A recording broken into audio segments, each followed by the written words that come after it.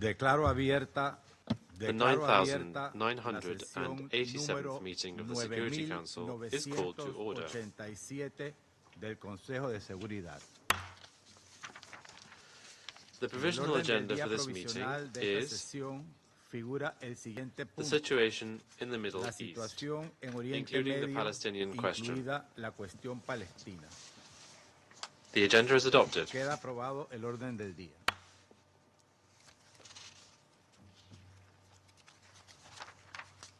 In accordance with Rule 39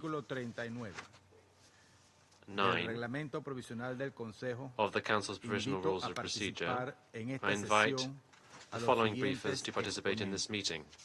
Mr. Ramiz Alakarov, Deputy Special Coordinator for the Middle East Peace Process, United Nations Resident and Humanitarian Coordinator. Ms. Joyce Msuya, Assistant Secretary General for Humanitarian Affairs and Deputy Emergency Relief Coordinator. Ms. Inga, Chief Executive Officer of Save the Children International, and Ms. Gritzewsky. It is so decided. I propose that the Council invite the permanent observer of the Observer State of Palestine to the United Nations to participate in the meeting, in accordance with the Provisional Rules of Procedure and the previous practice in this regard. There being no objection, it is so decided.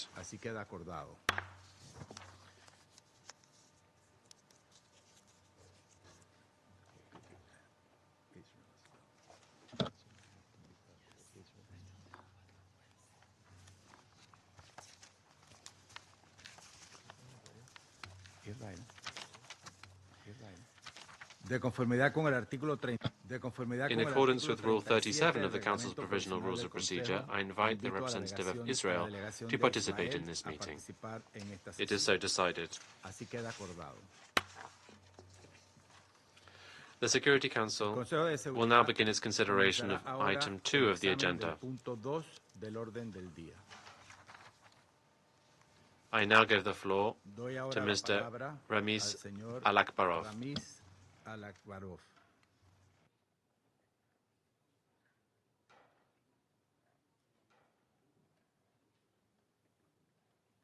Today the world looks in horror as the situation in the occupied Palestinian territories continues to deteriorate to the level not seen in recent history.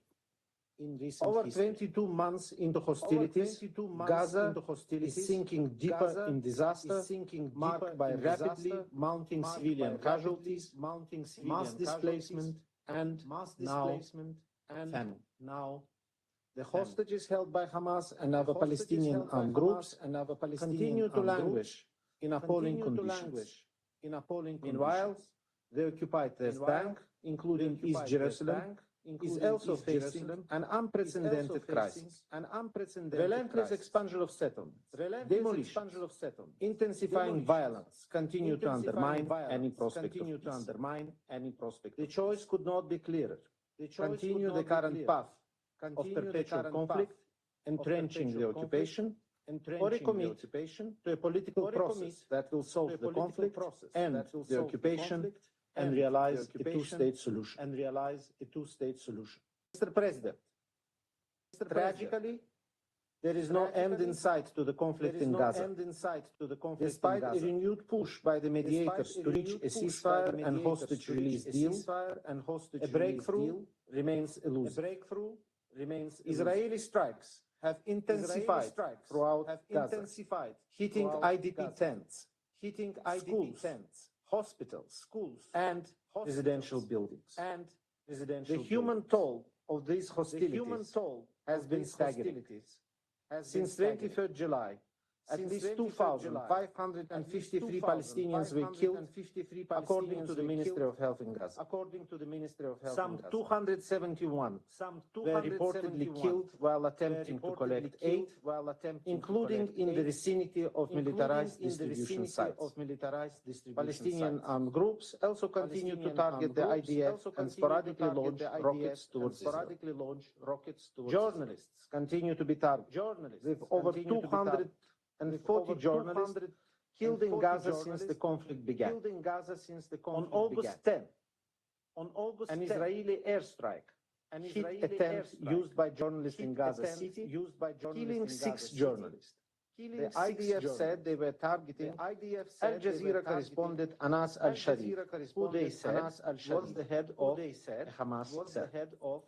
Hamas cell. On 25th August, Israeli strikes on Nasser Hospital in Khan Yunis killed at least 20 Palestinian civilians, including medical personnel and journalists. I reiterate the Secretary General call for an independent and impartial investigation into this. The UN and its partners are working tirelessly to assist the population, but the security risks are extremely high and the current mitigation measures are woefully inefficient. On my recent visit to Gaza, I was stunned at the scale of the destruction and suffering. I met humanitarian workers risking their lives to deliver aid while themselves living in intolerable conditions. I saw the immense personal toll on the population, including the UN's own staff, but was also inspired by our staff's unshakable commitment to do their work. As they speak today, they remain present and continue to deliver essential life-saving services throughout Gaza, including in the Gaza City. Mr. President, according to the Israeli sources, 50 hostages, including one woman, are still being held captive by Hamas and other Palestinian groups in Gaza. 28 of them are believed to be deceased. While visiting affected communities in Israel, I saw the shattered homes of Niroz, where 1 in 4 residents was either murdered or abducted on 7 October. I met survivors who carry unbearable loss and trauma. I acknowledge today's presence of Ilana Gritzewsky, who will speak today about her experience as a survivor of Hamas captivity, and I pay tribute to her immense courage and fortitude. I have also met with the family members of other hostages held by Hamas, including Eviatar David, who briefed this council recently. In my meetings, I could see unimaginable pain in their eyes. I was also impressed by their remarkable strength. The videos released by Hamas and Palestinian Islamic Jihad depicted emaciated Israeli hostages are deeply disturbing. The ill treatment and abuse of hostages constitute a blatant violation of international law. Hostages must be treated with dignity and allowed to receive visits and assistance from International Committee of the Red Cross. Mr. President, unthinkably, Gaza's population is now facing yet another deadly escalation. On 8 August, the Israeli government announced its decision to take over Gaza City. The resulting military operation is ongoing as we speak. For the population already struggling to survive, the Palestinians in Gaza are now seeing their worst fear becoming reality in front of their eyes. Already, 86% of the Gaza Strip lies within Israeli military zones. Expanded military operations in Gaza City will have catastrophic consequences, including displacement hundreds of thousands. I am deeply alarmed by the findings of the latest IPC analysis, confirming that famine is engulfing the Gaza government. Ending famine is a race against time. It will require a dramatic increase in the quantity and quality of food entering Gaza. It will also require restoring the basic systems, such as water and sanitation, health services, food production, all what is needed to sustain human life. My colleague, Assistant Secretary General Msuya, will cover the IPC findings in more detail in her briefing. Mr. President, Recent steps by Israel, including the 27 July announcement of a daily pause in operations in specific areas in western Gaza, and its approval on the 5th August of a mechanism for the controlled entry of commercial goods, have increased the supply of essential items to Gaza. Israeli authorities have also approved the entry of more diverse array of supplies, including animal feed materials starting this week. But let's be clear, these steps are nowhere near sufficient to address the vast scale of the needs. The lack of law and order also presents a significant obstacle to humanitarian operations. The unbearable conditions in Gaza have led to looting by desperate civilians, while looting by organized groups also continues to undermine relief efforts. It is imperative to restore the required condition for functional, community-based distribution systems to reach the most vulnerable. Israel's imposition of the new requirement on INGO registration is further constraining humanitarian response. With the deadline looming to meet the new requirements, many international non-government organizations operating in Gaza may be forced to cease their activities, leaving vulnerable communities without essential support. I urge the government to rescind the new registration requirement. All parties must allow rapid, safe, unimpeded, and large-scale delivery of humanitarian aid. Civilians, including humanitarian workers and those seeking aid, must be protected. Mr. President, for the sake of humanity, I urge all sides to put an end to this brutal war immediately. The only way to stop the immense and undescribable human suffering is through a full, immediate, and permanent ceasefire and the unconditional release of all hostages. Mr. President, the situation in the occupied West Bank, including East Jerusalem, continues to spiral dangerously downward. The territory envisaged for the future Palestinian state is shrinking, while a one-state reality of unlawful occupation and perpetual violence is rapidly advancing. During the reporting period, Israeli security forces continued operations in northern cities and refugee camps. More than 32,000 residents of three camps remain displaced as the result of these ongoing operations. They must be able to return to their homes and services, including those of UNRWA, which must be restored. In total, in the West Bank, 9 Palestinians, including 4 children, were killed by the Israeli security forces during the reporting period. Attacks by Israeli settlers have continued, often in the presence of Israeli forces, resulting in 3 Palestinians killed, damage to Palestinian property, and displacement of Palestinian families. Attacks by Palestinians against Israelis also continued, with no fatalities reported in the last month. On 28 July, Palestinian activist Hafalin was shot and killed by a settler in Masafer Yatta, and his 5-year-old son Vatam stood by, witnesses his father's death. When visiting the family, I held Vatam in my arms and thought about enormous tragedy of his future life, without a father, and with his community facing the constant threat of violence and displacement. No child should face such horror.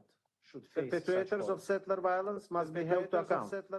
Palestinians must be able to live safely on their land. Mr. President, since 7 October 2023, settlers' attacks have escalated in frequency and become more violent and deadly. These attacks have increasingly led to forced displacement.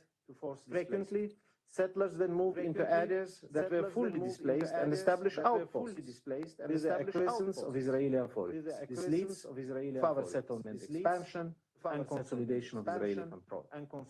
Corresponding government decisions are fast-tracking settlement expansion, including in the most highly strategic areas.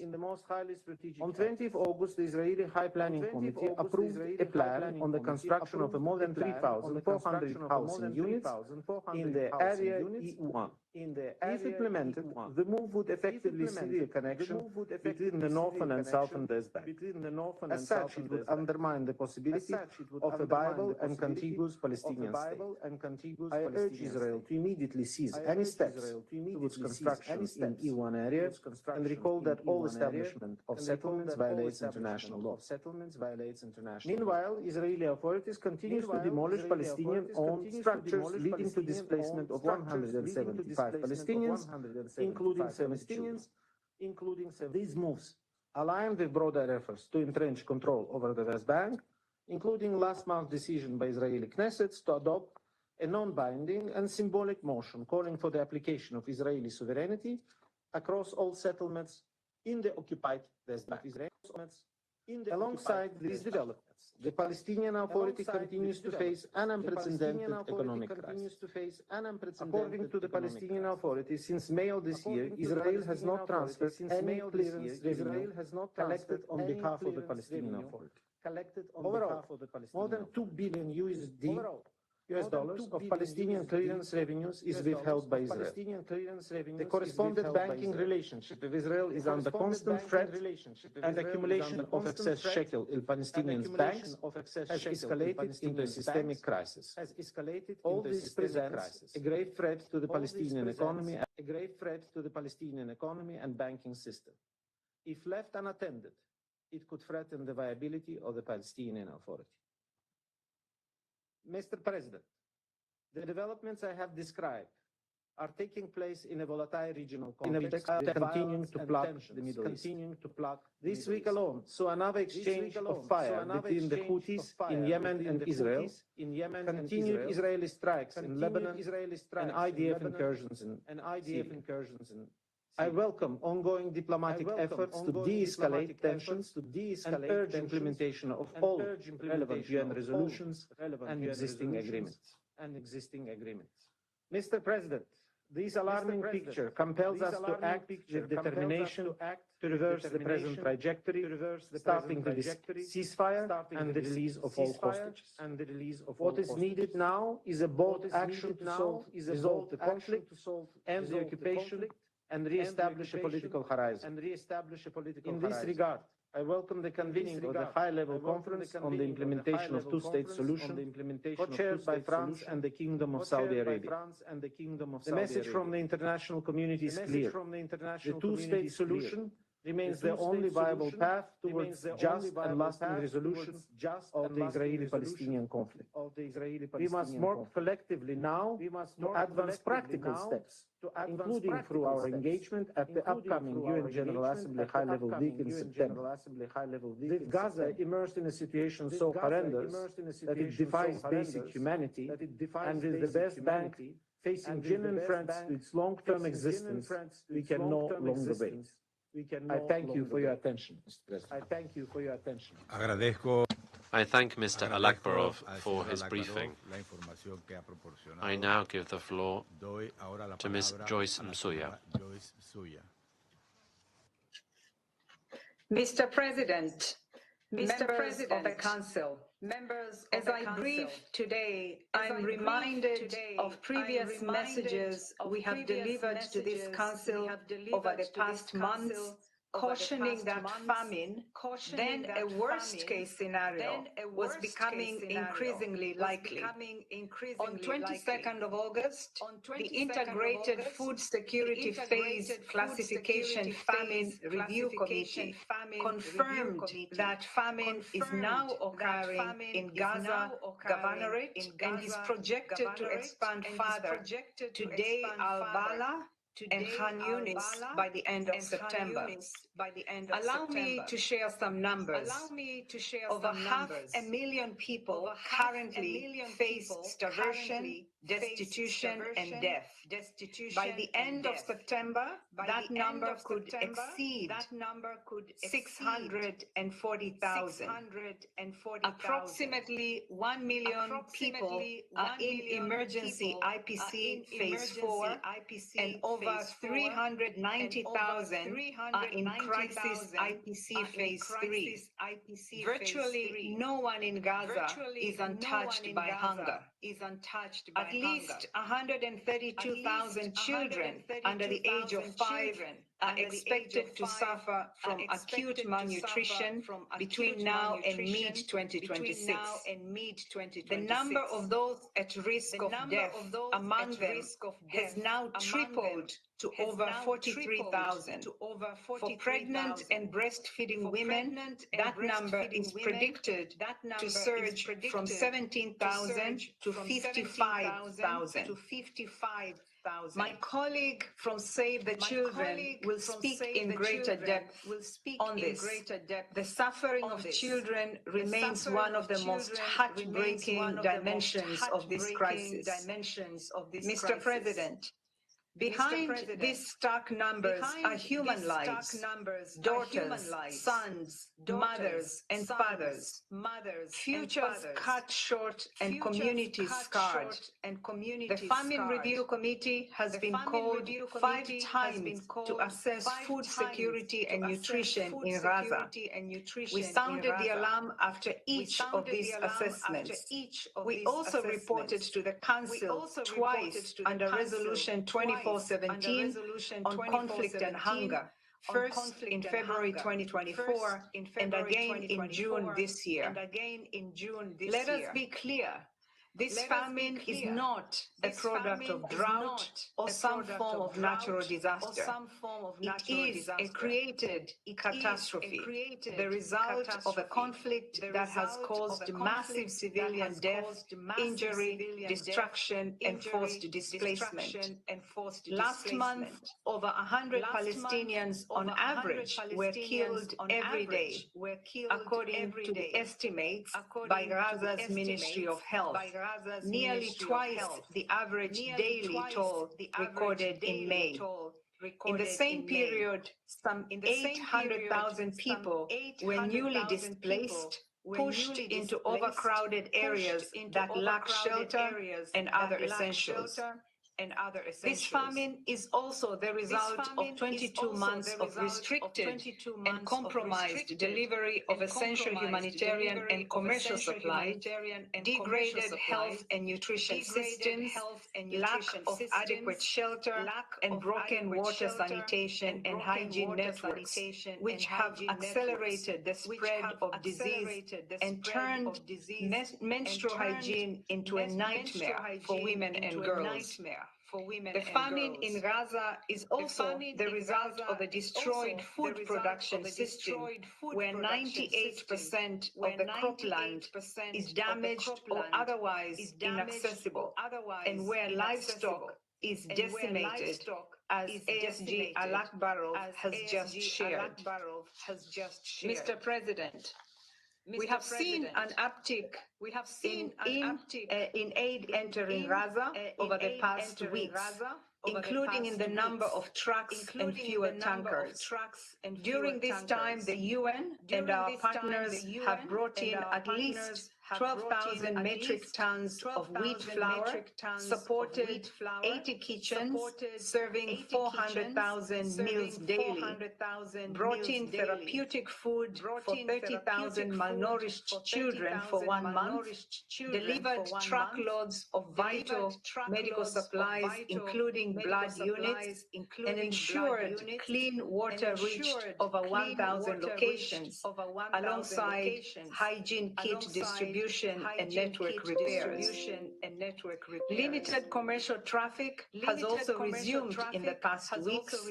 This has helped to bring down prices of key commodities, although they remain elevated and largely out of reach for much of the population. And after a long pause, supplies of animal fodder have resumed over the past several days. These are important developments, but they will neither reverse famine nor stop it in its tracks. To meet the needs of 2.1 million starving and hungry people, we need much, much more. We need to bring in and deliver greater volumes of life-saving assistance. We need the restrictions on essential items to be lifted.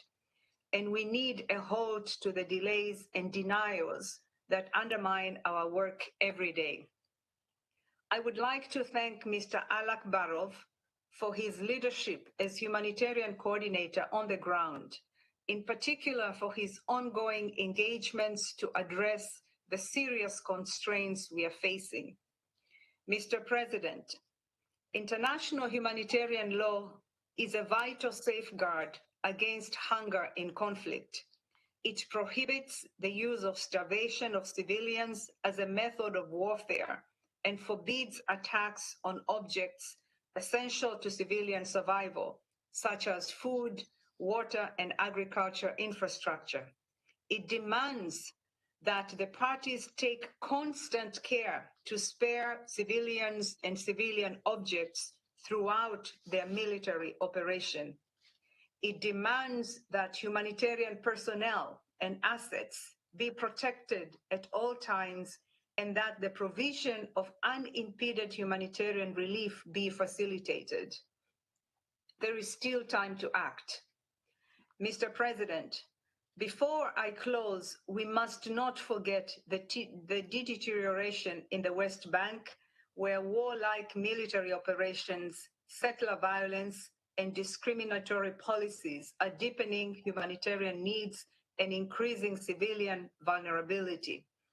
The recent approval of over 3,000 settler housing units under the E1 plan further threatens to fragment the West Bank and places 18 Bedouin communities representing over 3,500 people at risk of forced displacement, compromising their access to critical services. Mr. President and members of the Council, failure to act now will have irreversible consequences. This Council and all member states must immediately work to ensure an immediate, sustained cessation of hostilities in Gaza to prevent further loss of life and to stop famine from expanding. Second, the release of all hostages immediately and unconditionally. Third, the protection of civilians and critical infrastructure, including that which is essential for survival and the functioning of food, health and water, sanitation, and hygiene systems. Fourth, safe, rapid, unimpeded humanitarian access through all entry points and to all people in need across the Gaza Strip. This includes the delivery of immediate large-scale, multi-sectoral humanitarian assistance throughout the Strip, including items necessary for survival such as food and nutrition supplies, medicine, water and shelter, fuel and others. Fifth, the restoration of commercial flows of essential goods at scale, market systems, essential services, and local food production. Ending this human-made crisis demands that we act as if it were our mother, our father, our child, our family trying to survive in Gaza today. We must all do more and quickly. Thank you. Agradezco a la señora Msuya la información que ha proporcionado. Doy ahora la palabra a la señora Inga. Mr. President, members of the Security Council, the Gaza famine is here. An engineered famine, a predicted famine, a man-made famine. As we speak, children in Gaza are systematically being starved to death. This is a deliberate policy. This is starvation as a method of war in its darkest terms. So the children's clinics in Gaza are overwhelmed by need, every bench packed with malnourished children and their mothers. Yet our clinics are almost silent now. Children do not have the strength to speak or even cry out in agony. They lie there, emaciated, quite literally wasting away.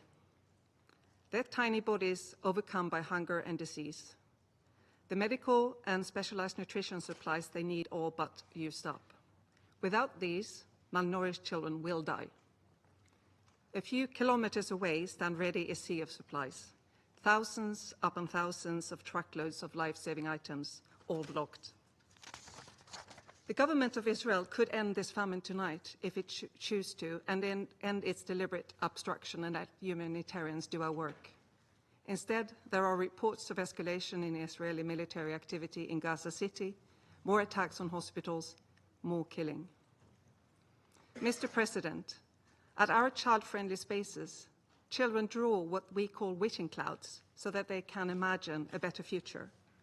In Gaza, children used to wish for school or peace or to see their friends again.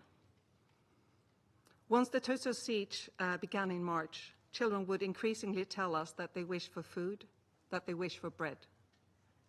These past few weeks, more and more children have shared that they wish to be dead.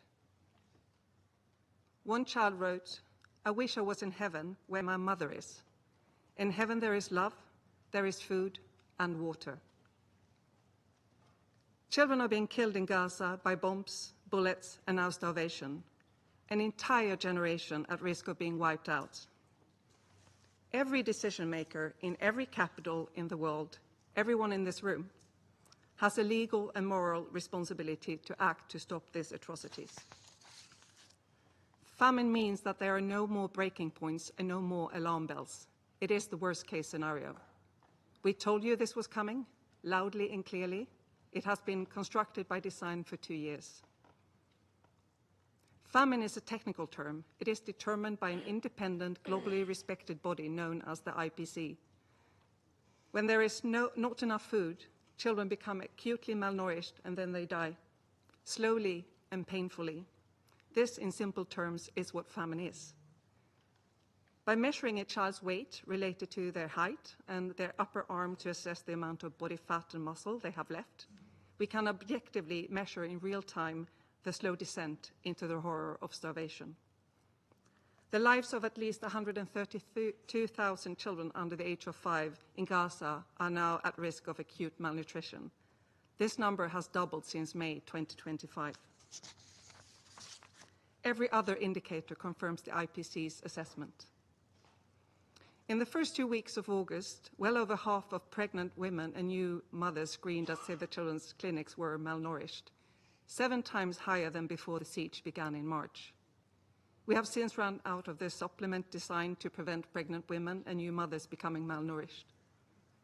Mr. President, this is the predictable results of a policy of a sustained siege on food, medicine, and fuel. This month, over 100 aid organizations called for an end to the weaponization of aid in Gaza. These NGOs have worked in the occupied Palestinian territories for decades and are trusted and experienced. Israeli authorities have rejected requests from dozens of NGOs to bring in life-saving goods to Gaza and have tied continuous operations to new registration rules. These registration rules require impartial humanitarian actors to take actions that are unlawful, unsafe, and incompatible with humanitarian principles. The result is the further obstruction to unhindered, principled humanitarian access. Children in Gaza do not need so-called creative solutions, not airdrops that deliver almost no aid while occasionally hitting and killing civilians, nor creating inhumane militarized distribution systems where hundreds of civilians have been killed seeking food, forcing those who survive to choose between being maimed and humiliated, collecting scraps of food, or watching their loved ones waste away before their eyes. Families we support increasingly refer to these distribution points as the jaw of death. Instead, children in Gaza need member states to take action. The endless violence, cruel and illegal siege, block on the UN-led humanitarian system, mass killing of humanitarian workers, ban on UNRWA, and obstruction and threats of deregistration against NGOs are driving the humanitarian catastrophe, which in its turn is causing famine. Independent entities mandated to conclude and determine whether atrocity crimes and war crimes are taking place have done so. In addition, grave violations against children are being committed at an unprecedented rate across the occupied Palestinian territory, according to the Secretary General's annual report. The overwhelming majority were perpetrated against Palestinian children, though there are violations against Israeli children too, including children being taken hostage. Every child has the right to survival, to safety, and to a future. Any violation is a breach too far. Violence in the West Bank have been escalating at an alarming rate. Children face home demolitions, displacement, harassment, and intimidation by Israeli forces and settlers, including on the way to and during school. The mental health toll this has on their still forming minds is devastating. Save the Children is particularly alarmed by the detention of Palestinian children in the Israeli military detention system, which is a long-standing child rights crisis. No child should ever come in contact with a military court. Yet Palestinian children are the only ones in the world who are systematically prosecuted in military courts. These courts do not meet international juvenile justice standards. It is an abusive, inhumane system where children consistently report being physically, emotionally, and sexually abused, humiliated, and starved.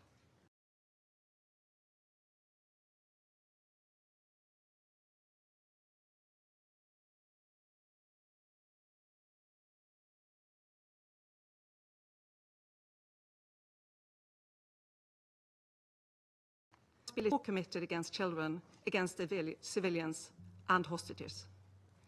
Mr. President, children in Gaza urgently need the following: an immediate and definite ceasefire and the release of all children deprived of their liberty, including hostages and children held in military detention. The government of Israel must lift the siege and let the aid flow. The only way to achieve this is through unimpeded UN-led coordination. Member states must take action, support accountability mechanisms, end armed transfers, refuse to fund militarized aid schemes, do not risk complicity in atrocities. Members of the Security Council, I would like to conclude by explaining briefly what malnourishment and starvation means for a child. After one day without food, children begin to change. They suffer a loss of energy, concentration, and become upset. After several days without nourishment, their body starts to degrade. Their bodies begin consuming their own fat to survive. They lose their appetite and become unable to focus. After 2 weeks, the process accelerates and their small bodies rapidly deteriorate. Heart, liver, kidneys weaken, infections spread with ease as their immune system collapses. They become vulnerable to diarrhea, pneumonia, sepsis. At this stage, there is no fat left, so the body begins to literally consume itself, slowly, painfully eating the muscles and other vital organs. Belly swell and skin becomes fragile. At 3 weeks, the process of starvation has reached its final catastrophic phase. Children get lesions on their eyes and they go blind. Their hair fall out, organs shut down. Unable to move or speak or cry out, they draw their last breath. Those who do get urgent nutrition and medical support often grow up stunted. A stunted child will likely have impaired cognitive development, a weakened immune system, and increased risk of chronic diseases. Babies born to malnourished mothers are likely to be forever smaller themselves. Many effects of famine cannot be reversed. The death and loss, the physical and mental harm will last a lifetime and even generations. In the words of a nutrition nurse who works in one of our silent clinics, she said, "Hunger is written on the bodies of our children, a constant reminder that survival itself has become uncertain in Gaza." For almost 2 years, the international community has failed to protect Palestinian children. Until you choose to act, this is the fate you are guaranteeing a generation of children in Gaza. Inaction is a choice. Indecision is complicity. Children have reached their breaking points. Where is yours? Thank you. Agradezco a la señora Ashin la información que nos ha proporcionado. Doy ahora la palabra a la señora Gritzewsky. Mr. President, members of the Security Council, ambassadors. Estoy hoy aquí frente a ustedes no solo para alzar mi voz, sino también por aquellos que ahora no pueden estar aquí, los secuestrados que siguen en cautiverio, por los que fueron brutalmente asesinados y callados para siempre. Mi nombre es Gritzewsky. Nací en México, en una familia judía, profundamente conectada con el pueblo judío y con Israel. Mi hogar siempre estuvo lleno de tradiciones y costumbres en una comunidad que ama a Israel. Uno de mis recuerdos de la infancia es haber aprendido acerca de los derechos humanos, la igualdad y el rol que desempeñan diferentes organizaciones mundiales, como la ONU, la UNICEF y la Cruz Roja. Cuando estaba en la escuela, participé en la recolección de donativos, boteábamos y siempre con orgullo promoviendo los valores que había aprendido de estas instituciones. Sin embargo, ahora estoy aquí y me pregunto, ¿dónde estaban estas organizaciones cuando más las necesité? When I was 16, I made Aliyah to Israel by myself. That decision was driven from my need to feel safe. Safe in a country which is free of danger from delinquents and cartels. A country where I can feel connected to my people, its culture, and have a future. Leaving everything behind wasn't easy, but I knew I was on the right path. Near us, a kibbutz near the border with Gaza, I built a home with my partner, Matan Sangauker. Our life was simple, ordinary, full of plans. I own a bakery, and later I was a manager of a greenhouse. Until October 7, shattered everything. At 6:30 in the morning, my life changed forever. That morning, Matan and I were sleeping at home, surrounded by everything we love. Within minutes, terror was upon us. We wake up to sirens, like every time before. Without imagining that this time, it was not just sirens. It was an attack by armed, funded, and violent terrorists who entered our home with intention to destroy everything dear to us. At first, we heard gunshots and shouting in Arabic, and immediately realized that hell was before us. We looked ourselves in the same room, Matan holding the door with all his might. Wael tried to calm our dog Nuni and keep him quiet, but we already know. They were going house to house in our kibbutz, near us, looking to kill, kidnap, and rape. It was our turn. They broke into my house, shooting in everything direction and breaking everything until Matan could no longer hold the door of the safe room. At that moment, we jumped out the window in an attempt to escape death. In that moment, I lost contact with Matan. I hid behind a cabinet on the back porch of my neighbors, Gadi and Judy's house.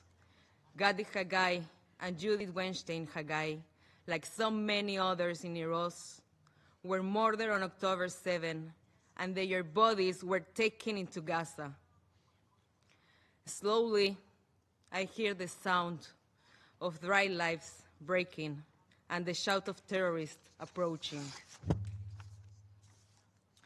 And then they grabbed me by my hair, hit me on the stomach, causing me lose my breath. They dragged me across the floor, lift me, and throw me against the wall. They put guns at me, tried to fill me with my phone.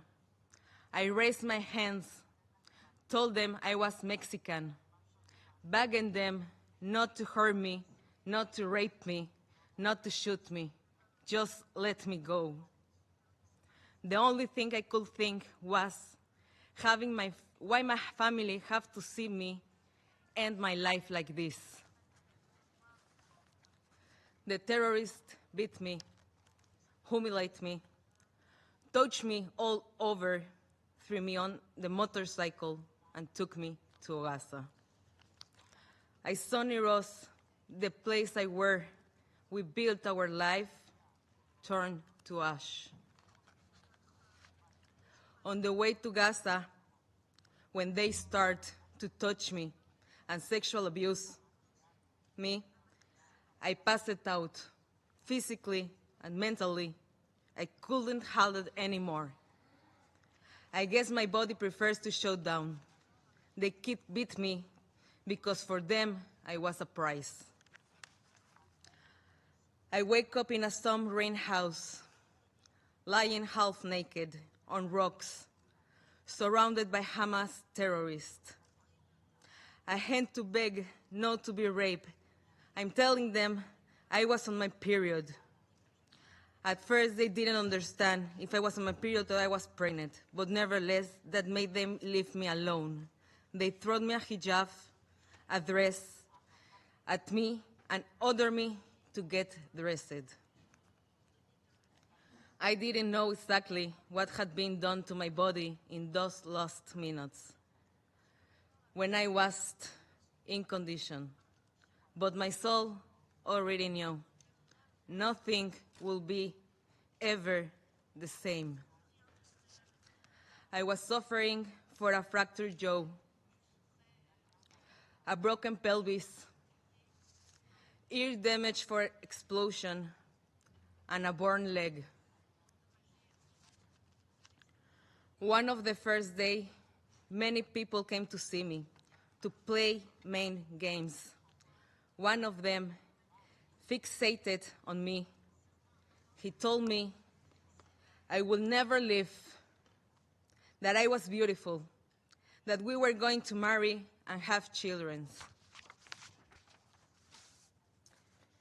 Even if there is a deal, I will not be released. He handed me with his gun, told me to play with it, and stole all my jewelry. The next day, around noon, they brought me another hostage from near us. That gave me strength. I realized I wasn't alone. We looked out for each other. After a week, our wars told us that the IDF is going to attack the house, so we need to move to a different place. I found myself walking through the Gaza streets, holding the terrorist's hand as if I were his wife. When we arrived at the other apartment, all of the neighbors came out to see the new prize. They knew exactly who we are. We stayed there for only one day and moved again. This time, they took us to a dirty house full with cockroaches. We slept on the floor with a thin mattress that wasn't a really mattress.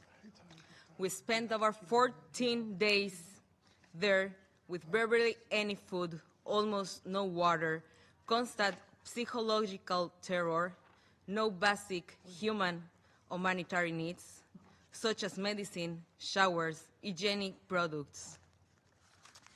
In 55 days in captivity, I lost 12 kilograms, which is around 24 pounds.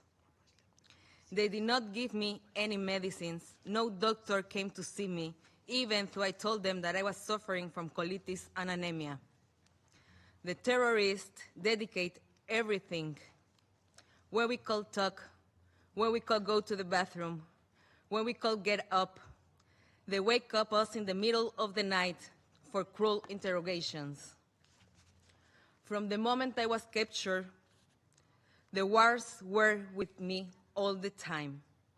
They did not wear Hamas uniforms. They dressed like civilians. they told me that one of them is a math teacher and the other one is a lawyer. For 50 days, they made me sure I could not escape.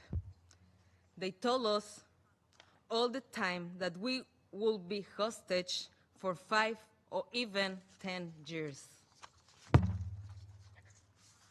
When it was time to eat, they took a lot of food to their room that they have meat, rice, and vegetables. At the same time, they left us with our meal, which contained sometimes as little as 10 chickpeas or a piece of dry flat bread, which wasn't always well cooked.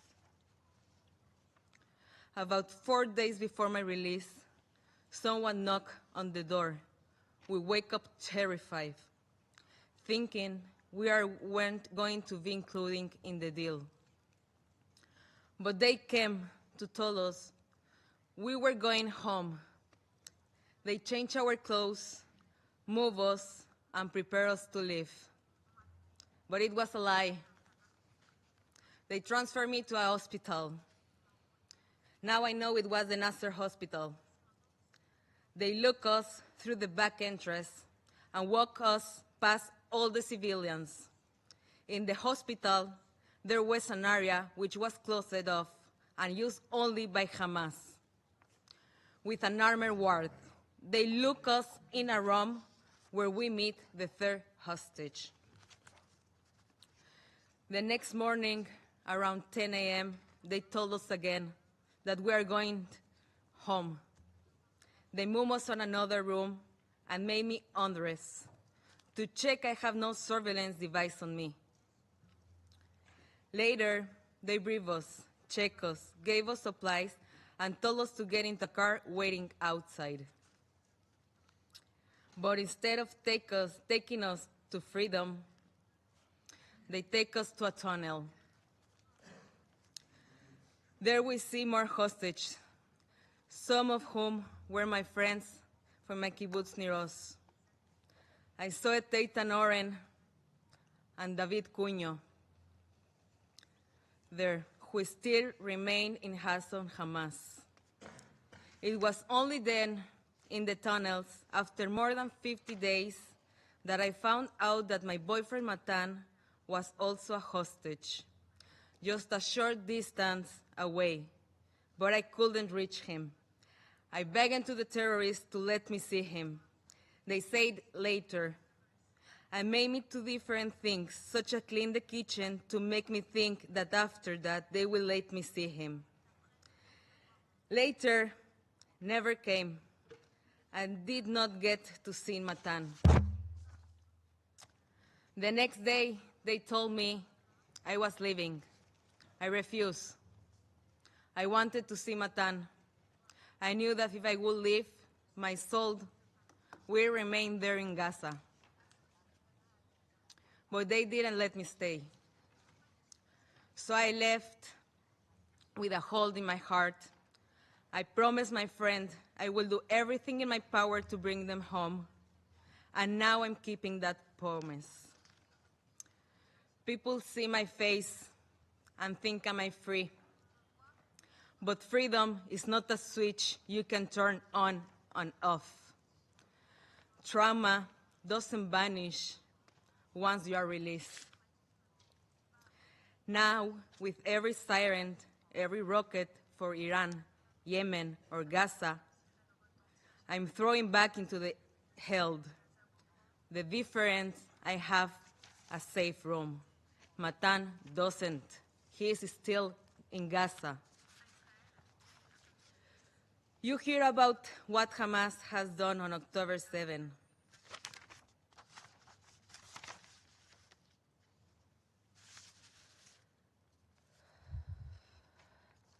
Women were raped, abused, and humiliated, and the world chose silence. Why is our pain treated as less? Why our histories questioned, denied, erased? I am here not just for myself, but for every woman and man who didn't make it home, for every voice which was ignored, for the 50 hostages still in Gaza, for their families. I'm calling on human rights groups and everyone who claims to care, stand with us, speak up, demand the truth, because silence is betrayal. Matan, stay strong. Don't lose hope. Your mom, sister, our dog Nuni, and I are all waiting for you. También estoy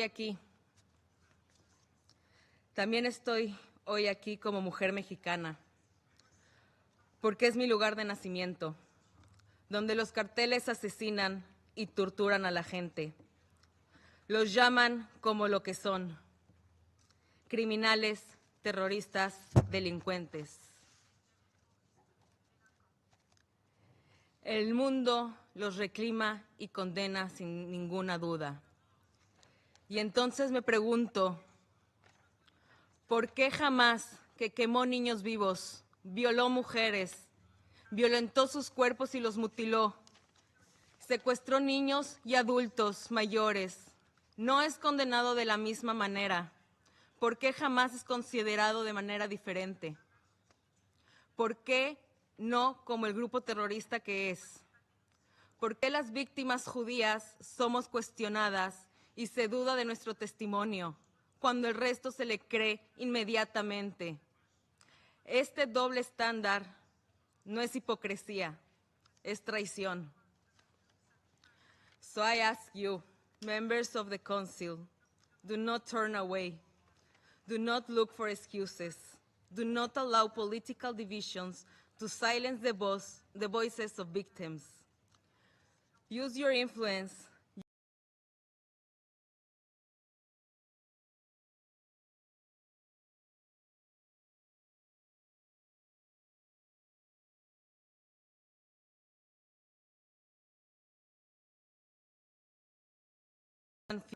To make a deal.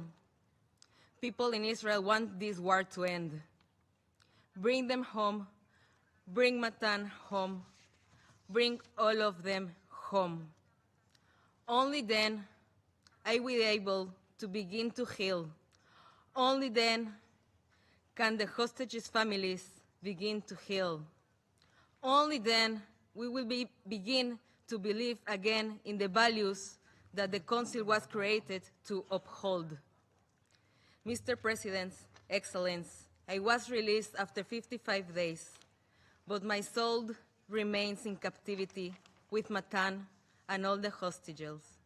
Until they return, no one of us truly free. Thank you so much. Agradezco a la señora Gritzewsky la información que nos ha proporcionado. Daré ahora la palabra a los miembros del Consejo que deseen formular una declaración. Doy la palabra a la delegación de la República de Corea. Thank you, Mr. President. I would also like to thank Deputy Special Coordinator Ramiz Alakarov, ASG Joyce Msuya, and Ms. Inga of Save the Children International for their briefings. In particular, I would like to thank Ms. Gritzewsky for her courage and sobering testimony, and I do sincerely hope a swift and safe return of her partner, Matan. Mr. President, earlier this week, the entire world witnessed yet another killing of medical staff and journalists by attacks of the IDF, directly targeting a hospital. As Secretary General Guterres pointed out, I quote, "These latest horrific killings highlight the extreme risks that medical personnel and journalists face in Gaza," I unquote. We are gravely concerned with the repeated pattern of attacks and incessant killings of civilians, medical staff, and journalists. We note the IDF's confirmation of the strikes and its intentions to launch an immediate inquiry. However, a mere inquiry is not enough.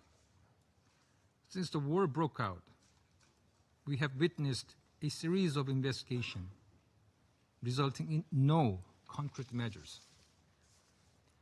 Thus, we call for transparent and independent investigation on all possible violations of international humanitarian law, as well as full accountability for all violators.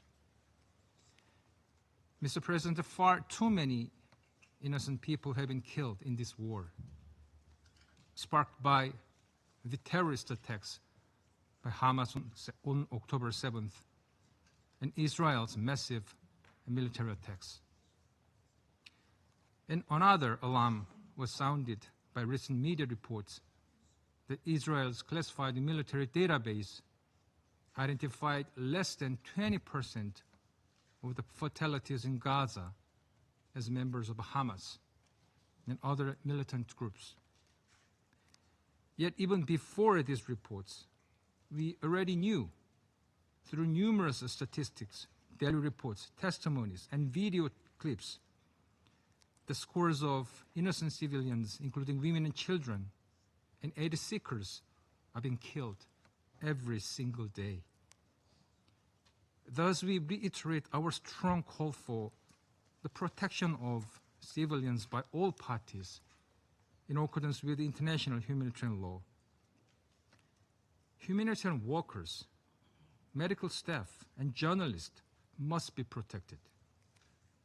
And we call on Israel to allow international journalists to enter Gaza and report back with accuracy what is happening there. Mr. President, we are also deeply dismayed by the recent IPC report confirming the famine already happening in Gaza. As USG Tom Fletcher mentioned, it is unconscionable that a man-made famine is happening now in the 21st century, despite so many warning signs. We call on Israel to immediately lift all restrictions against the entry and distribution of humanitarian aid.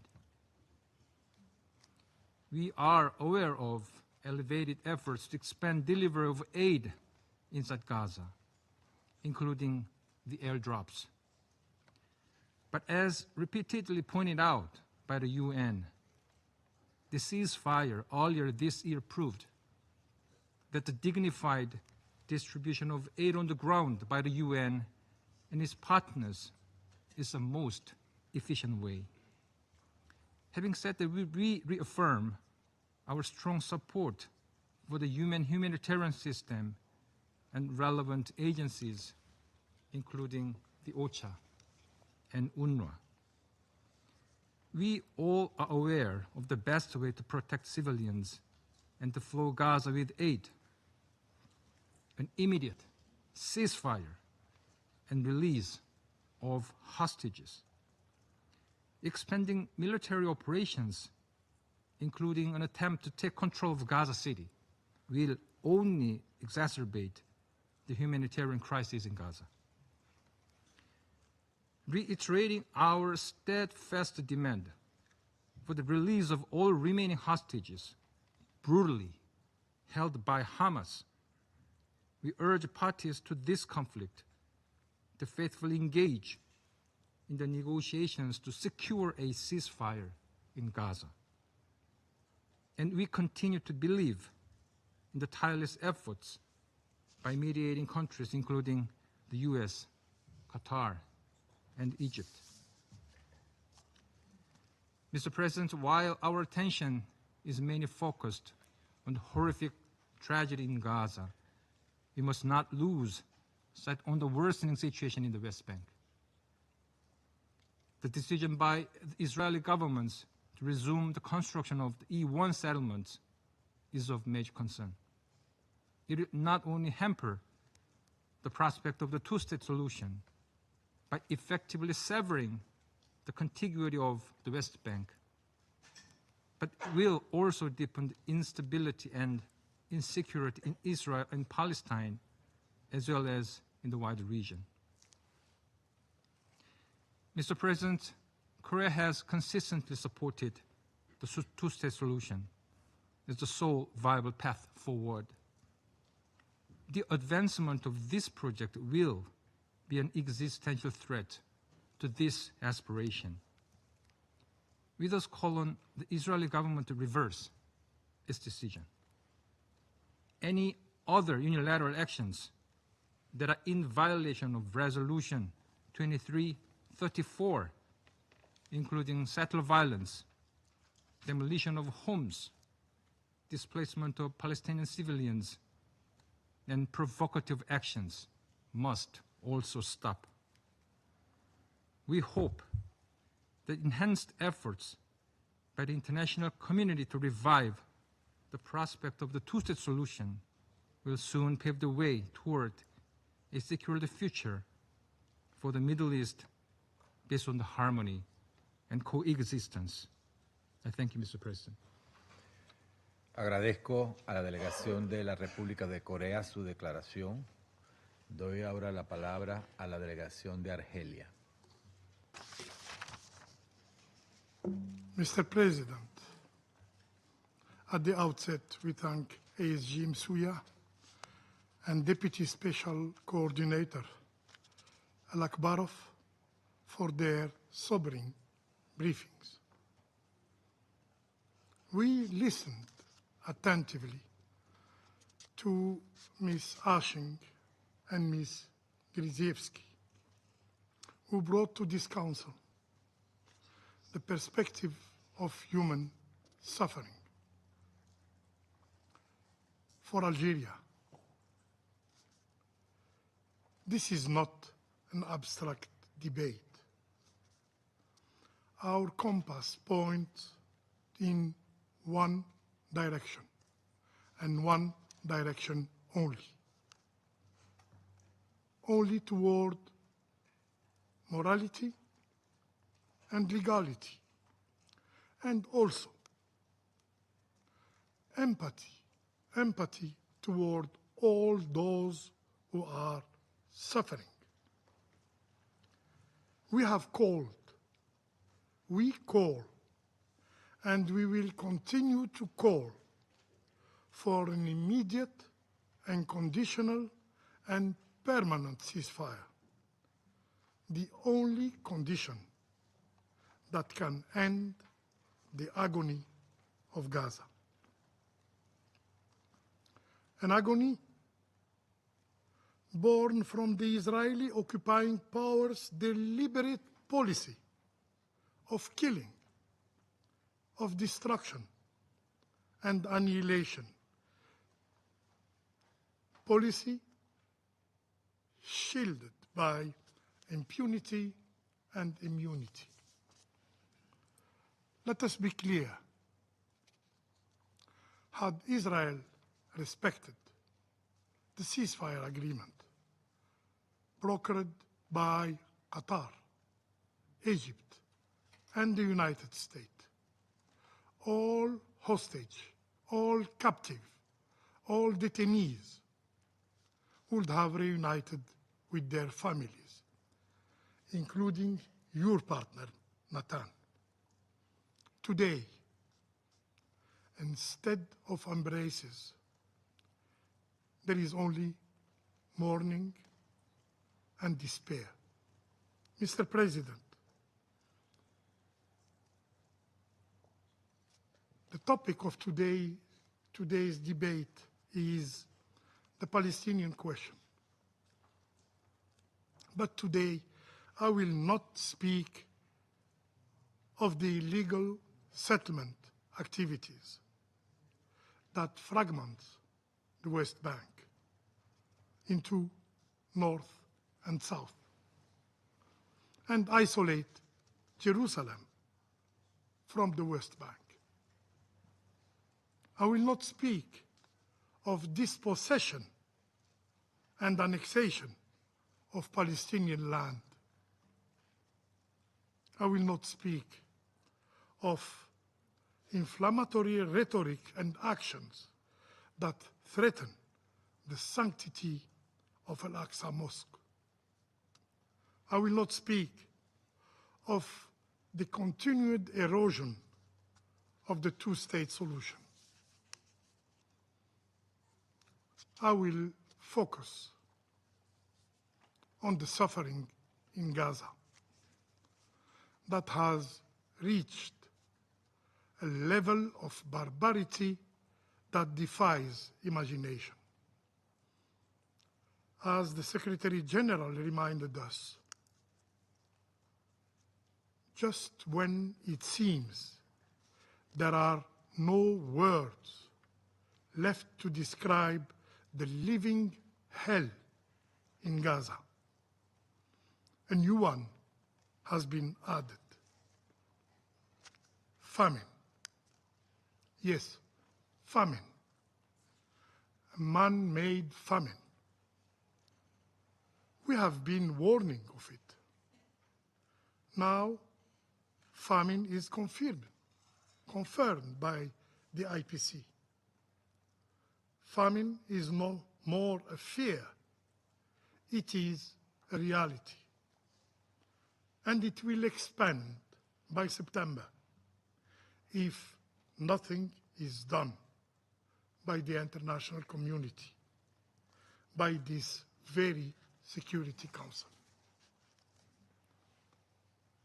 Famine cannot be hidden anymore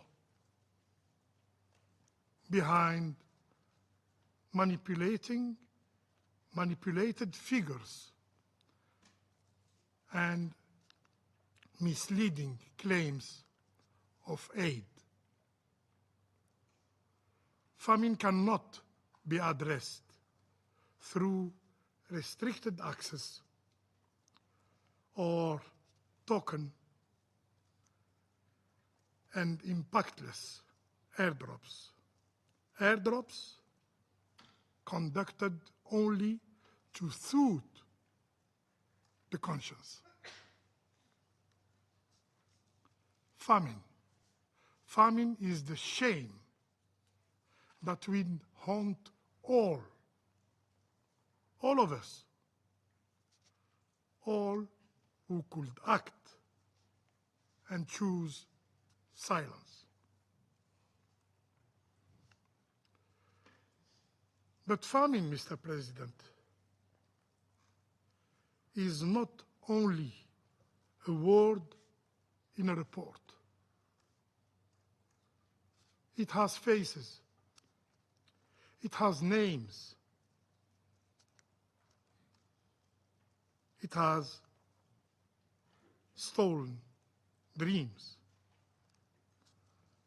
Famine affects human beings and their dignity. Famine consumes the innocence of childhood. Famine burdens the strength of fatherhood. Famine extinguishes the essence of motherhood. Famine drives humanity to its very limits. Pardon, President. Allow me to remind the Council. Yahya al-Najjar, 3-month-old,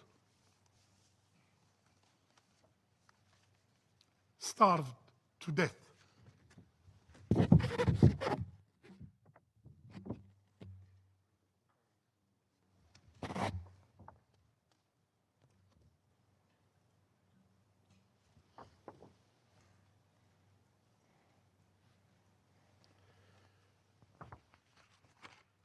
His mother, words cut deeper than any statistic. I quote, He survived his last 4 days only on water infused with an ice, because no milk, no baby formula was available.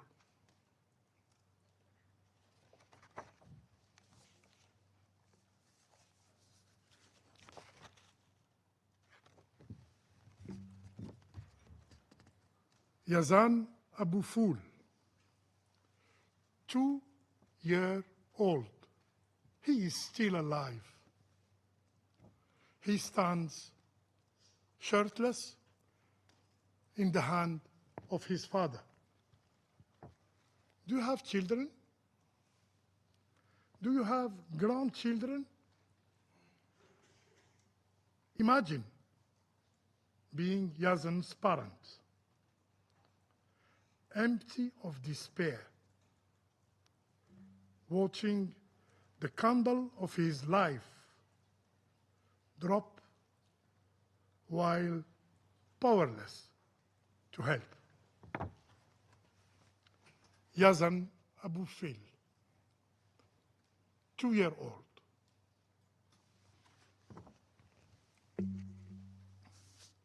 Mr. President, this is the reality.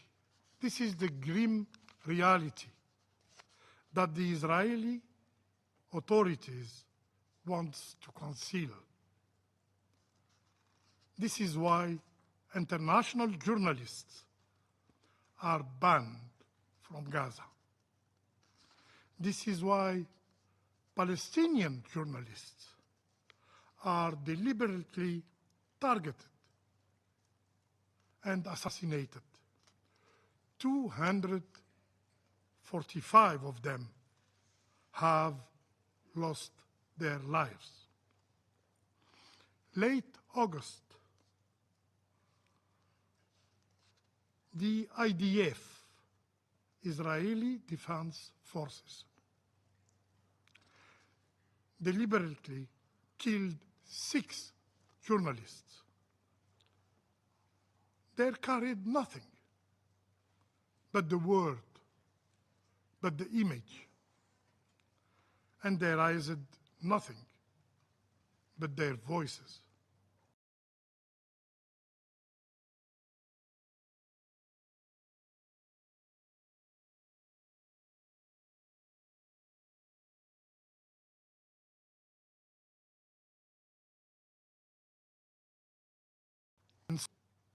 The Israeli occupying power repeated the same pattern. This Monday, the day before yesterday, at Nasser Hospital, 5 more journalists were killed, were assassinated. Among them was Maryam Abu Daqqa, a young, a beautiful mother. She was 33 years.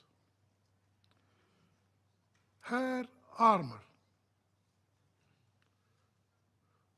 was her press vest. Her weapon, a camera.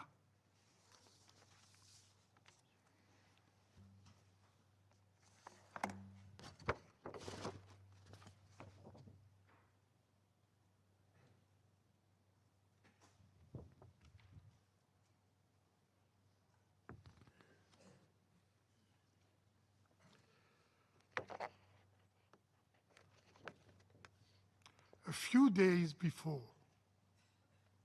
she wrote on X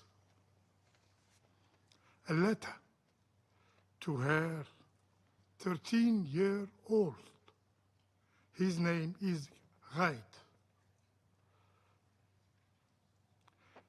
In this letter, she left words that carry more weight than any official statement. And I quote,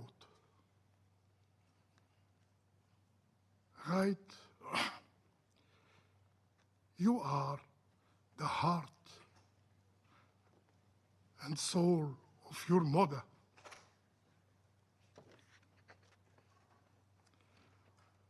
When I die, I want you to pray for me, not to cry for me. I want you never to forget me. I did everything to keep you happy and safe. And when you grow, when you marry,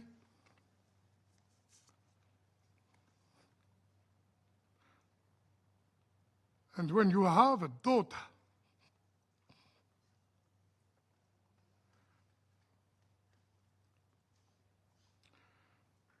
name her Miriam after me.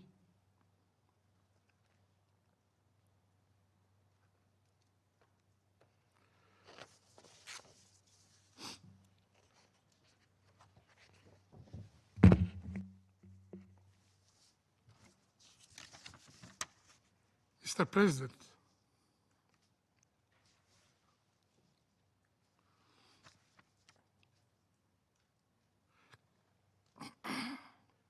will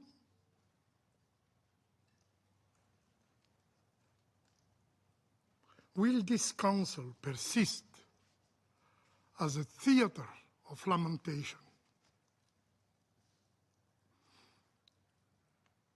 endlessly echoing speeches, while Gaza burns for lack of actions? This council must act as a matter of duty, a moral duty, a legal duty, must act to impose a ceasefire and protect and save innocent lives, must act to ensure unhindered humanitarian access at scale, must act to feed the starving and break famine. To fail is to be complicit.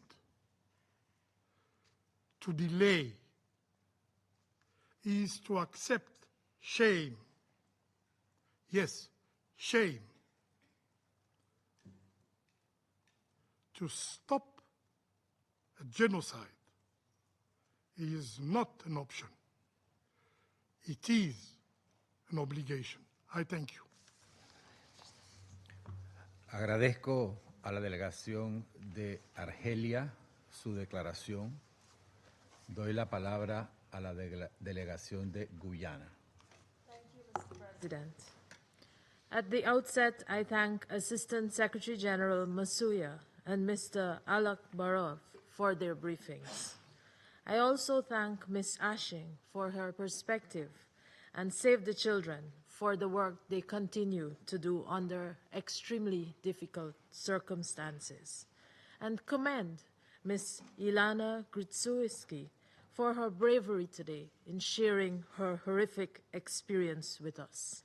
No person should be made to endure such an ordeal, and we remain ready to work with fellow council members to bring an end to the suffering of all civilians who are experiencing suffering on account of the protracted Israeli-Palestinian conflict.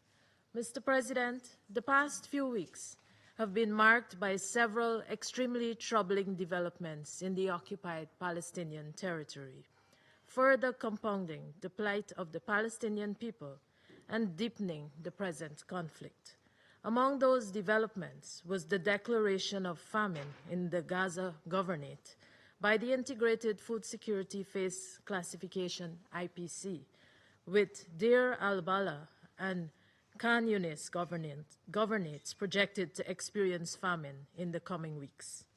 The conditions imposed by Israel, including severe restrictions on the entry and distribution of humanitarian aid throughout Gaza at scale, and the void created by systematic dismantling of the humanitarian system in Gaza, have contributed in no small measure to this growing humanitarian catastrophe. In addition, the failure to find a resolution to the present impasse between the parties cannot be discounted. The aggregation of these factors has exacerbated the catastrophic humanitarian situation in Gaza, causing a purely man-made famine to take hold. Children are suffering the most, their small bodies wasting away from lack of food and nutrition. Guyana calls on the United Nations, including the Security Council, to exercise its responsibility to protect innocent Palestinian civilians who are suffering the indignity of dying from starvation. Mr. President, another element of concern is the fate of professionals operating in Gaza, or the denial of their entry into Gaza to render life-saving support. Doctors and other medical personnel have been unable to access visas to enter Israel. Many medical personnel have also been killed and injured in attacks on hospitals. Journalists continue to be fatally attacked, including during Monday's horrific attack on the Nasser hospital. We condemn these actions in the strongest terms and underscore that humanitarian workers and journalists are protected under international humanitarian law. We therefore call on the Israeli government to ensure their safety, to investigate the circumstances surrounding the death of those killed during the hostilities in Gaza, and for all perpetrators to be brought to justice. Mr. President, the situation in the occupied West Bank, including East Jerusalem, also remains a point of grave concern for my delegation. Illegal settlements continue unabated, accompanied by violence, displacement, and dispossession. The recent decision to advance the El Settlement plan represents another grave threat to the two-state solution, specifically the contiguity of the Palestinian state. We are also concerned by the direct attacks on Palestinian livelihoods in the occupied West Bank. We have noted, for example, the 29 documented settler-related attacks between 12 and 18 August, at least 23 incidents involving damage to Palestinian-owned property. These attacks destroyed nearly 700 trees and vines, mostly olive and grape, which were uprooted, cut down, or burned alongside the torching of an animal barracks and the vandalism of a water network. What purpose do these actions serve but to further impoverish Palestinians? We call on Israel to abandon its colonial settler policies and practices, which are a source of great oppression to the Palestinian people. Mr. President, allow me to conclude by reiterating the following appeals. First, we reiterate our call for an immediate, permanent, and unconditional ceasefire in Gaza. Second, we call for the immediate and unconditional release of all hostages still held by Hamas and other armed groups in Gaza. The taking of hostages is a war crime, and Guyana condemns such action in the strongest terms. Many families are rightfully distressed over the continued captivity of their loved ones, and the parties to conflict must prioritize the safety and well-being of these individuals. We are equally concerned about the ongoing and arbitrary detention of Palestinians in Israeli jails and call for their release. Third, we call on Israel to lift all restrictions on the entry and delivery of humanitarian assistance throughout Gaza to ease the massive suffering of the civilians. Finally, we call on fellow members of the Security Council to work together to bring a swift end to the Israeli-Palestinian conflict and to offer international protection to the Palestinians. A just and comprehensive solution to the conflict must involve Israel's full withdrawal from the OPT and the implementation of the two-state solution. It is our duty to ensure that this is done. Guyana remains prepared to contribute to these efforts. I thank you. Agradezco a la delegación de Guyana su declaración. Doy ahora la palabra a la delegación de Estados Unidos. Thank you, Mr. President, and thank you, Deputy Special Coordinator Alakarov, Deputy Emergency Relief Coordinator Msuya, and Ms. Ashing for your briefings. And thank you, Ilana Gritzewsky, for your testimony today and your courage. It reminds us how this war began and why it persists. It is also a reminder that this Council and the United Nations as a whole have failed in their mission. They would do well to listen to voices like yours and learn from what you have been going through. Colleagues, the path to a better future in the Middle East is clear. It starts with freeing Matan and all 50 hostages who remain in captivity nearly 2 years after October 7th, 2023. It means ensuring that Hamas, a barbaric terrorist organization, never controls Gaza again, nor poses a security threat to Israel. The United States continues to work tirelessly to accomplish all those objectives while supporting humanitarian assistance to innocent people in need. We cannot expect peace as long as Hamas is a ruling force in Gaza that is threatening or attacking Israel. It is no coincidence that talks with Hamas fell apart after several countries, including members of this Council, announced their intention to effectively reward Hamas for the massacre by recognizing a Palestinian state, all while hostages are still being held in subhuman conditions. Hamas officials have even said that unilateral recognition is one of the fruits of October 7th. The United States continues to focus on the real and important tasks at hand, not conferences, but serious diplomatic efforts and providing humanitarian assistance in a war zone where a terrorist organization uses aid as the basis for its terrorist machine. Mr. President, we all recognize that hunger is a real issue in Gaza and that there are significant humanitarian needs which must be met. Addressing those needs is a priority for the United States. However, we can only solve problems with credibility and integrity. Unfortunately, the recent report from the IPC doesn't pass the test on either. One of the report's key authors has a lengthy record of bias against Israel, including openly justifying the Houthis' terrorist attacks on Israeli civilian targets. By his own measure, he ought to have recused himself. This helps explain why the normal standards were changed for this declaration, raising significant questions.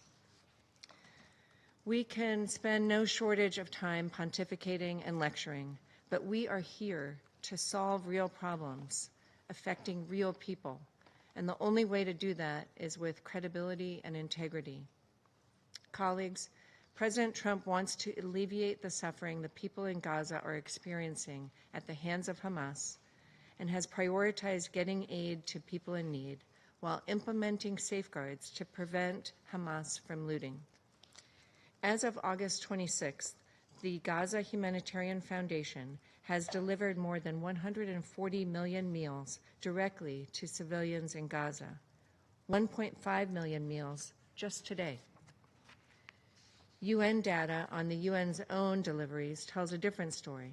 Between May 19th and August 25th of this year, over 85% of trucks and 62,000 pallets of aid were intercepted in transit in Gaza.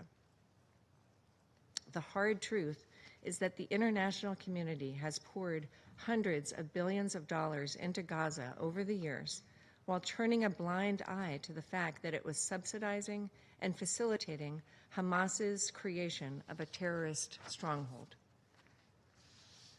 Colleagues, we will also take this occasion to reject the falsehood that there is a policy of starvation in Gaza. Since the beginning of the war in Gaza, Israel has enabled an unprecedented amount of more than 2 million tons of aid to flow into the Gaza Strip. We are working closely with the government of Israel to increase the flow of aid without benefiting Hamas and are seeing tangible results. Instead of echoing false narratives which only embolden Hamas, prolong the war, and hurt civilians in Gaza, we urge the UN and the rest of this Council to join us in working constructively to deliver aid to civilians that doesn't benefit Hamas. Rather than accept mass diversion of aid as a fait accompli, the United Nations, Council members, and IPC partners should support other mechanisms, including the GHF.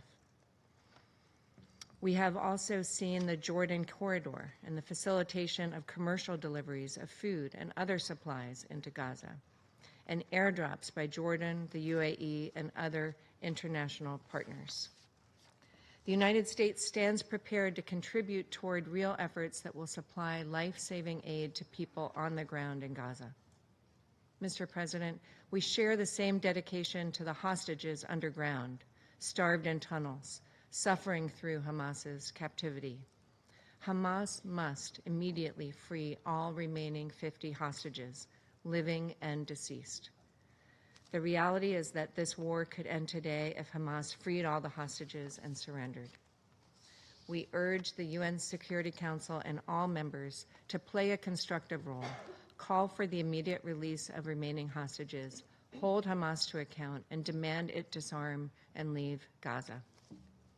Mr. President, we understand that Israel has expressed deep regret for harm to civilians and has already released findings from its investigation into the strikes on Nasser Hospital. The IDF concluded 6 Hamas members, one of whom had participated in the October 7th attacks, were killed when the IDF struck the site Hamas was using to monitor troops at the hospital. We note the prompt nature of this investigation and response and call on this Council to condemn the continued use of civilian infrastructure by Hamas. We also acknowledge a stable West Bank keeps Israel secure and is in line with this administration's goal to achieve peace in the region.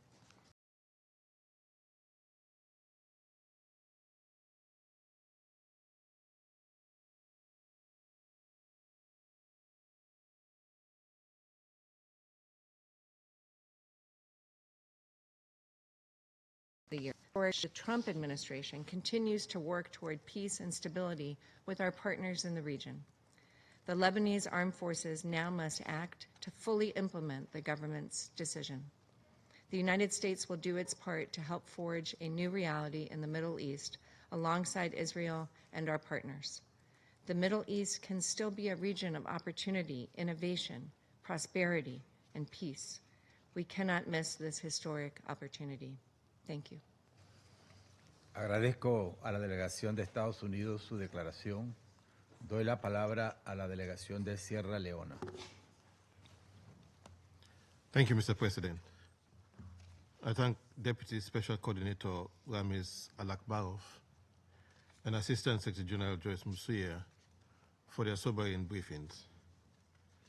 I wish to thank Ms. Inga, Chief Executive Officer of Save the Children International, for shedding light on the deeply disturbing plight of the children in Gaza. To Ms.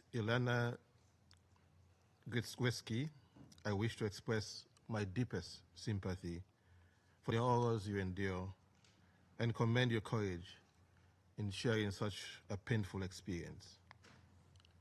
Sierra Leone has consistently condemned the heinous attacks of October 7, 2023, as well as the taking of hostages by Hamas and other armed groups. We affirm our strongest condemnation of this act, which constitutes grave breaches of international law. Mr. President, for nearly 20 months of our 2-year tenure on this council, whenever convened to address the Gaza conflict, we've asked ourselves how the situation could possibly become more brutal and inhumane. Each time we're confronted with new depths of suffering, from the decades-long occupation and blockade of Palestinian territory to the heinous Hamas October 7 attack of 2023, to the ongoing plight of hostages and detainees, reported incidents of sexual violence, and now famine.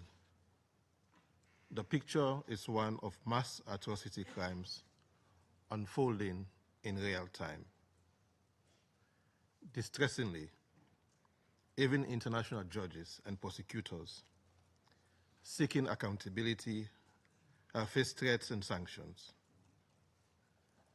Taken together, these elements point to credible indication of genocidal act and intent that cannot be ignored.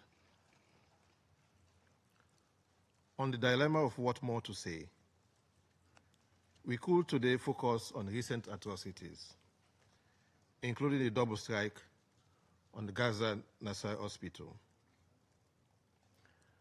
As a country that once benefited from regional and international solidarity through ECOWAS and the United Nations during our most difficult days,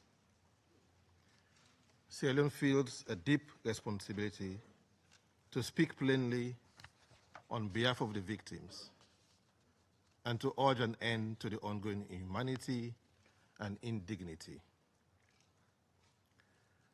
We therefore offer the following observations. First, amid this bleak picture, Sierra Leone wishes to commend the principal leadership of the United Nations Secretary General, Antonio Guterres, and the work of the UN leadership and teams in the field. Throughout this crisis, the Secretary General has spoken with clarity and courage, affirming that every war has rules and calling out violations of international humanitarian law. He has reminded the world that the horrors of Gaza did not happen in a vacuum, while condemning in equal measure the heinous terrorist attacks against Israeli civilians. For this, he has faced vilification, yet his voice has been a moral compass in a time of deep division. Sierra Leone stands firmly in support of the Secretary General's continued calls for restraint, for compliance with international humanitarian law, and for an immediate humanitarian ceasefire. Second, what is unfolding in Gaza is not random. It is a systemic pattern of atrocity crimes. We note reports of indiscriminate and disproportionate bombardment in densely populated areas, the deliberate deprivation of food, water, medicine, and fuel, the razing of entire neighborhoods, attacks on hospitals, ambulances, and shelters, and the killing of journalists, medical workers, and aid staff. The Integrated Food Security Phase Classification Famine Review Committee has determined that famine is currently occurring in Gaza Governorate and that Deir al-Balah and Khan Yunis Governorate are identified as most vulnerable in the coming weeks. This Gaza famine is not a natural disaster. It is man-made, the result of deliberate obstruction and denial of humanitarian assistance, as we've had from Ms. Ashin. Under international law, genocide includes killing members of a group and inflicting conditions of life calculated to bring about its physical destruction in whole or in part. Today in Gaza, we see undeniable warning signs of exactly such destruction being inflicted on a civilian population. The International Criminal Court has already issued arrest warrants that include the war crime of starvation. The International Court of Justice has ordered the government of Israel to take all measures to prevent genocide and to enable humanitarian relief. Yet, the devastation continues, and the orders of the ICJ are openly disregarded. The pattern, regrettably, is not confined to Gaza. In the West Bank, including East Jerusalem, we see a parallel strategy: a surge in settler violence, the expansion of illegal settlement, and plans that threaten to sever territorial contiguity. Entire communities are being uprooted, with the clear effect of rendering life unviable for Palestinians and making the two-state solution increasingly unviable. Selim views this development with grave concerns. The parallels to ethnic cleansing are unmistakable. Third, we must also note the systematic assault on truth itself. As stated, the Secretary General has been subjected to campaigns of vilification simply for speaking the truth. The United Nations and its agencies have faced unsupported accusations. Even UN facilities, including schools and shelters, have been struck, undermining their essential humanitarian work. Journalists and media workers have paid with their lives in unprecedented numbers. News bureaus have been bombed, communications cut, and reporting stifled. Medical personnel, doctors, nurses, and paramedics have been attacked in clearly marked facilities and ambulances. Independent experts have described this as a war on healthcare. At the very least, these attacks amount to war crimes and crimes against humanity. Silencing those who bear witness to suffering is an attack on truth and human dignity. Without truth, atrocity flourishes unchecked. We therefore call on all parties to respect the independence of the United Nations and ensure the safety of humanitarian actors, journalists, and medical workers. Mr. President, this Council was created to respond to threats to international peace and security and to prevent the very horrors we are now witnessing. Yet, despite overwhelming evidence of atrocity crimes, our response has been disturbingly paralyzed. This echoes the darkest chapter of the 1990s, when the Council was rebuked for its failures during the genocides in Rwanda and Srebrenica. Then the world asked how the international community could stand by in silence. Today, the same question will be asked of us in our failure to act.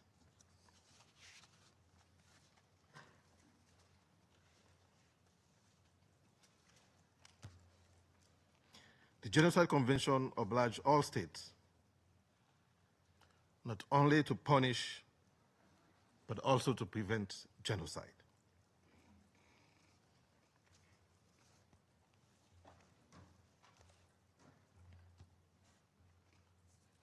Inaction or paralysis in the face of clear warning signs is not neutrality.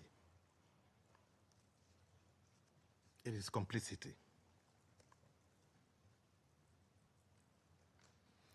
Inaction and indifference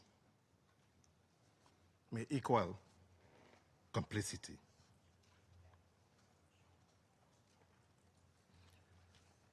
Future generations will look back and ask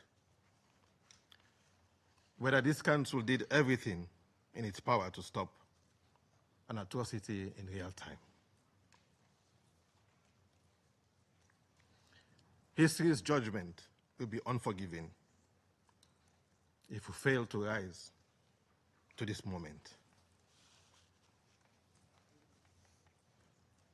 The path forward is clear. We've listened carefully to the parties. From the state of Palestine, the calls are clear: an immediate ceasefire, renewed commitment to the Arab Peace Initiative, disarmament of Hamas, and a reinvigorated pursuit of a two-state solution. From Israel, we hear the imperative of freeing hostages, the need for security, and the desire to live in peace and normalization with Middle Eastern states. These objectives are not mutually exclusive. They are interdependent. A cessation of hostility is indispensable to save Palestinian lives and uphold their rights, just as the release of hostages and security guarantees are indispensable for Israelis. There must be an immediate, comprehensive, and sustainable humanitarian ceasefire. There must be unfettered humanitarian access, with all crossings open for food, medicine, fuel, and water. There must be the immediate and unconditional release of all hostages and humane treatment of all detainees. There must be an end to the collective punishment and attacks on civilians, hospitals, journalists, and UN facilities. There must be accountability for atrocity crimes to the support for the International Criminal Court and UN's investigative mechanisms. These councils will also consider measures, including restrictions on armed transfers, to halt the means by which atrocity crimes are being committed. The core purpose of the United Nations is to save succeeding generations from the scourge of war and to reaffirm faith in fundamental human rights. In Gaza today, we face a moral test that will define our legacy. Never again was the vow made after the genocides of the last century, but it becomes meaningless if we turn away now. Sierra Leone's position is clear. We cannot be silent, we will not be complicit, and we will continue to raise our voice for the victims. Major General Henry Kwame Ayodoho, who served as Deputy Force Commander of the UN peacekeeping mission in Rwanda in 1994, once recalled that when confronted with a difficult choice, he said, and I quote, "We had to act according to the dictates of our conscience," end of quote. This is such a moment. For the sake of international law, for the sake of humanity, for the sake of the children who are starving as we speak, the time for action is now. I thank you. Agradezco a la delegación de Sierra Leona su declaración. Doy ahora la palabra a la delegación de China. 主席，我感谢各位同胞人的通报。加沙冲突延宕已近700天，加沙早已成为人间炼狱。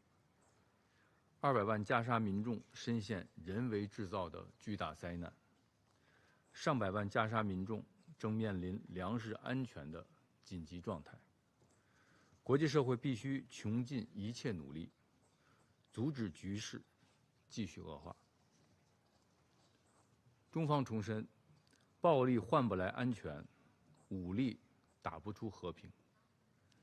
以色列持续升级军事进攻，每天都在造成大量无辜生命逝去。8月25日，以色列袭击纳赛尔医院，导致20多名平民、记者和医务人员死亡，再次造成骇人听闻的惨剧。以色列还在推进接管加沙的军事计划，一旦实施，必将造成更多的杀戮和流亡，给加沙民众和被扣押人质带来更多的危险和不安。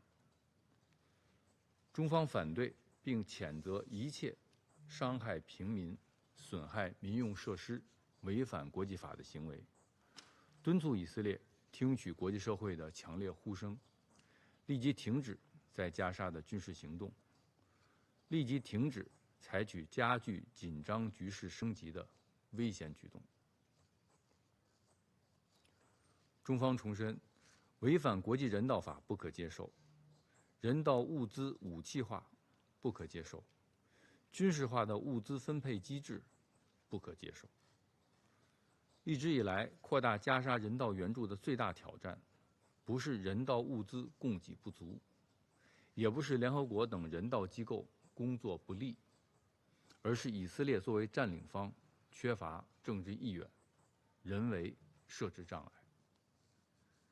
我们呼吁以色列履行占领方的国际人道法义务，开放全部过境点，全面恢复人道物资准入，支持联合国以符合人道主义原则的方式开展援助，切实缓解加沙的人道灾难。中方重申，巴勒斯坦独立建国的夙愿迟迟无法实现，是巴勒斯坦问题得不到解决和巴以局势屡现动荡的症结所在。巴勒斯坦人民的建国权、生存权、回归权不能继续被漠视。近日，以色列批准在约旦河西岸E1区扩建定居点计划，此举将严重冲击巴勒斯坦领土的连贯性，损害巴勒斯坦建国基础。国际社会应当延续落实两国方案高级别会议的积极势头，以最大的紧迫感重振两国方案政治前景，坚决反对针对巴勒斯坦人民的强制迁移，反对吞并西岸和加沙的危险企图。主席，中东不静，世界难安。当前中东局势复杂脆弱，热点交织，而巴勒斯坦问题始终是中东问题的核心。中方支持安理会为实现加沙停火止战、缓解人道灾难，采取一切必要行动，呼吁各国，特别是对当事方有重要影响力的国家，秉持公正、负责任的立场，发挥建设性作用。中方将继续同国际社会一道，努力推动平息加沙战火，落实两国方案，最终实现巴勒斯坦问题的全面、公正、持久解决，让巴以双方人民共享安宁和幸福。谢谢主席。Agradecemos a la delegación de China su declaración. Doy la palabra a la delegación de la Federación de Rusia.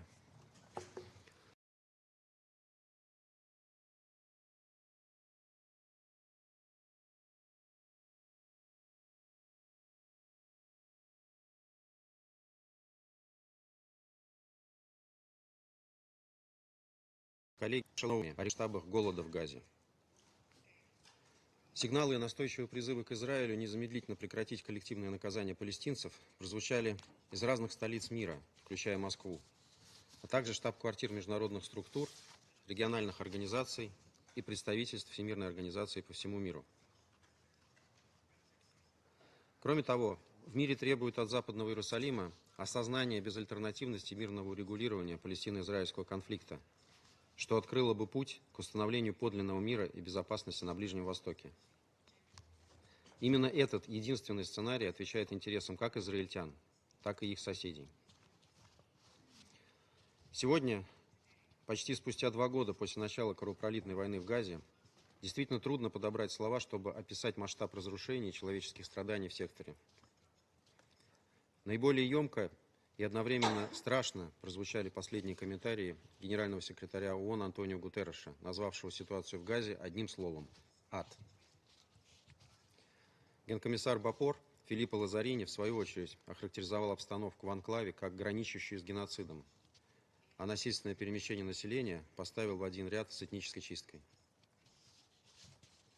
Подобные высказывания, в иных случаях достаточно сдержанного в оценках руководства Всемирной организации и ее профильных подразделений, подтверждаются ежедневными сводками из Газы о гибели десятков мирных жителей. Только за позавчерашний день жертвами неизбирательных ударов Израиля по сектору стали свыше 70 человек. А 2 дня назад, буквально в прямом эфире, в результате атаки на юге анклава был разрушен госпиталь Ан-Наср и убиты более 20 человек, включая 5 журналистов. При этом, судя по распространенным СМИ видеокадрам, использовалась циничная тактика нанесения второго удара в момент прибытия спасателей. Даже Биньямин Нетаньяху уже косвенно признал ответственность Израиля за произошедшее, назвав это трагическим происшествием и пообещав провести расследование. Господин председатель, хотели бы отдельно заострить внимание на деятельности так называемого Американо-Израильского гуманитарного фонда для Газы. С момента запуска фонда в мае текущего года ситуация приобрела трагический и абсолютно недопустимый характер. По разным оценкам, более 1800 палестинцев погибли, пытаясь получить гуманитарную помощь. Из них не менее 1000 человек в непосредственной близости от пунктов распределения, управляемых данной псевдогуманитарной структурой. По поступающим сведениям, стрельба по мирным жителям ведется не только регулярно, но и прицельно. Люди, доведенные до отчаяния, ночуют у пунктов раздачи пищи, а в ответ получают пули. Это никакая не гуманитарная миссия. Это насилие, замаскированное под благие намерения. Под прикрытием якобы гуманитарной деятельности реализуется политика устрашения и подавления, направленная против беззащитного гражданского населения. Такие методы недопустимы. У нас нет никаких сомнений в том, что работа фонда в его нынешнем виде опасна и не соответствует общепризнанным гуманитарным принципам, и отрицать это бессмысленно. Господин председатель, на этом фоне вызывает серьезную обеспокоенность информация, появившаяся в СМИ, о том, что секретариат ООН, якобы под давлением США и Израиля, взял на себя негласное обязательство снизить градус риторики в отношении деятельности фонда. Как бы то ни было, отмечаем, что начиная с августа гуманитарные сводки ООН фактически прекратили упоминать о работе этой структуры. Надеемся, что эти утверждения не соответствуют действительности. Убеждены в том, что секретариат ООН не может и не должен поступаться принципами, когда гуманитарная помощь превращается в инструмент шантажа. Рассчитываем, что генсекретарь и гумкрыло ООН будут последовательно и бескомпромиссно выступать за то, чтобы гуманитарная помощь оказывалась в строгом соответствии с нормами международного гуманитарного права и принципами гуманности, беспристрастности, нейтральности и независимости. Господин председатель, чудовищная статистика жертв израильской военной операции в Газе, погибшими уже числится свыше 63 тысяч палестинцев, не останавливает правительство Биньямина Нетаньяху, взявшего курс на зачистку густонаселенного города Газа и установление тотального контроля над всем сектором. Не отрезвляет Западный Иерусалим и мнение подавляющего большинства членов международного сообщества. Хотели бы напомнить, что 10 августа в ходе внеочередного заседания Совета Безопасности практически все делегации, в том числе от имени стран арабо-мусульманского мира, осудили новые эскалационные шаги Израиля, подчеркнув многократно возросшие риски безопасности не только для жителей Газа, но и удерживаемых там израильских заложников. Поражает и то, что операция «Цахал» по захвату Газы была начата на фоне сообщения о согласии Хамас на последнее предложение посредников об освобождении части заложников и временном прекращении огня. Мы внимательно следим за дипломатией посредников, в том числе за усилиями Вашингтона. Честно говоря, видим некоторые расхождения в оценках хода переговоров. От американских коллег мы все время слышим про то, что от сделки отказался Хамас. По крайней мере, в этом делегация США пытается убедить Совет Безопасности уже на протяжении последних нескольких месяцев. В то же время поступают сигналы, что движение готово к сделке, а вот Израиль либо отвергает предложение посредников, либо просто наращивает военные действия на земле, не демонстрируя реальной заинтересованности в договоренностях. О последнем публично рассказали вчера в МИД Катара, который наравне с Соединенными Штатами и Египтом участвует в переговорном процессе. Коллеги, мы слышим про американскую агрессивную дипломатию на земле уже много месяцев, но, как мы в очередной раз с сожалением убеждаемся, она не дает обнадеживающих результатов. Призываем американских коллег задуматься не только об интересах Израиля, которые они отстаивают с показательным рвением, но и о судьбе мирных палестинцев, жизнь и будущее которых сегодня во многом зависит от действий или бездействия Совета.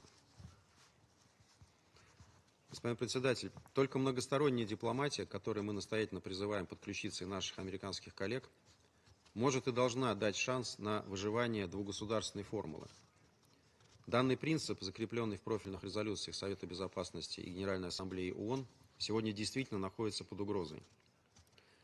Причина тому, как и в случае с рукотворной гуманитарной катастрофой в Газе, противоречащая международному праву политика Израиля по созданию новых фактов на земле.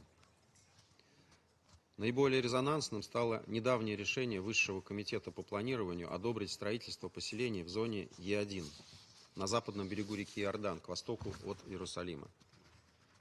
Все мы понимаем, что реализация этого масштабного экспансионистского проекта нарушит непрерывную территориальную целостность будущего палестинского государства, расчленив западный берег на два изолированных друг от друга анклава. Пугает в этой связи не только сам замысел и недвусмысленное высказывание израильских официальных лиц. Например, министр финансов Бецалель Смотрич прямо заявил, что план строительства в зоне Е1, цитирую, «похоронит идею палестинского государства». Конец цитаты. Но и то, что такие провокационные шаги пользуются поддержкой некоторых американских высокопоставленных дипломатов. Так, посол США в Израиле господин Майк Хакаби отметил, что застройка зоны Е1 якобы не нарушает международное право.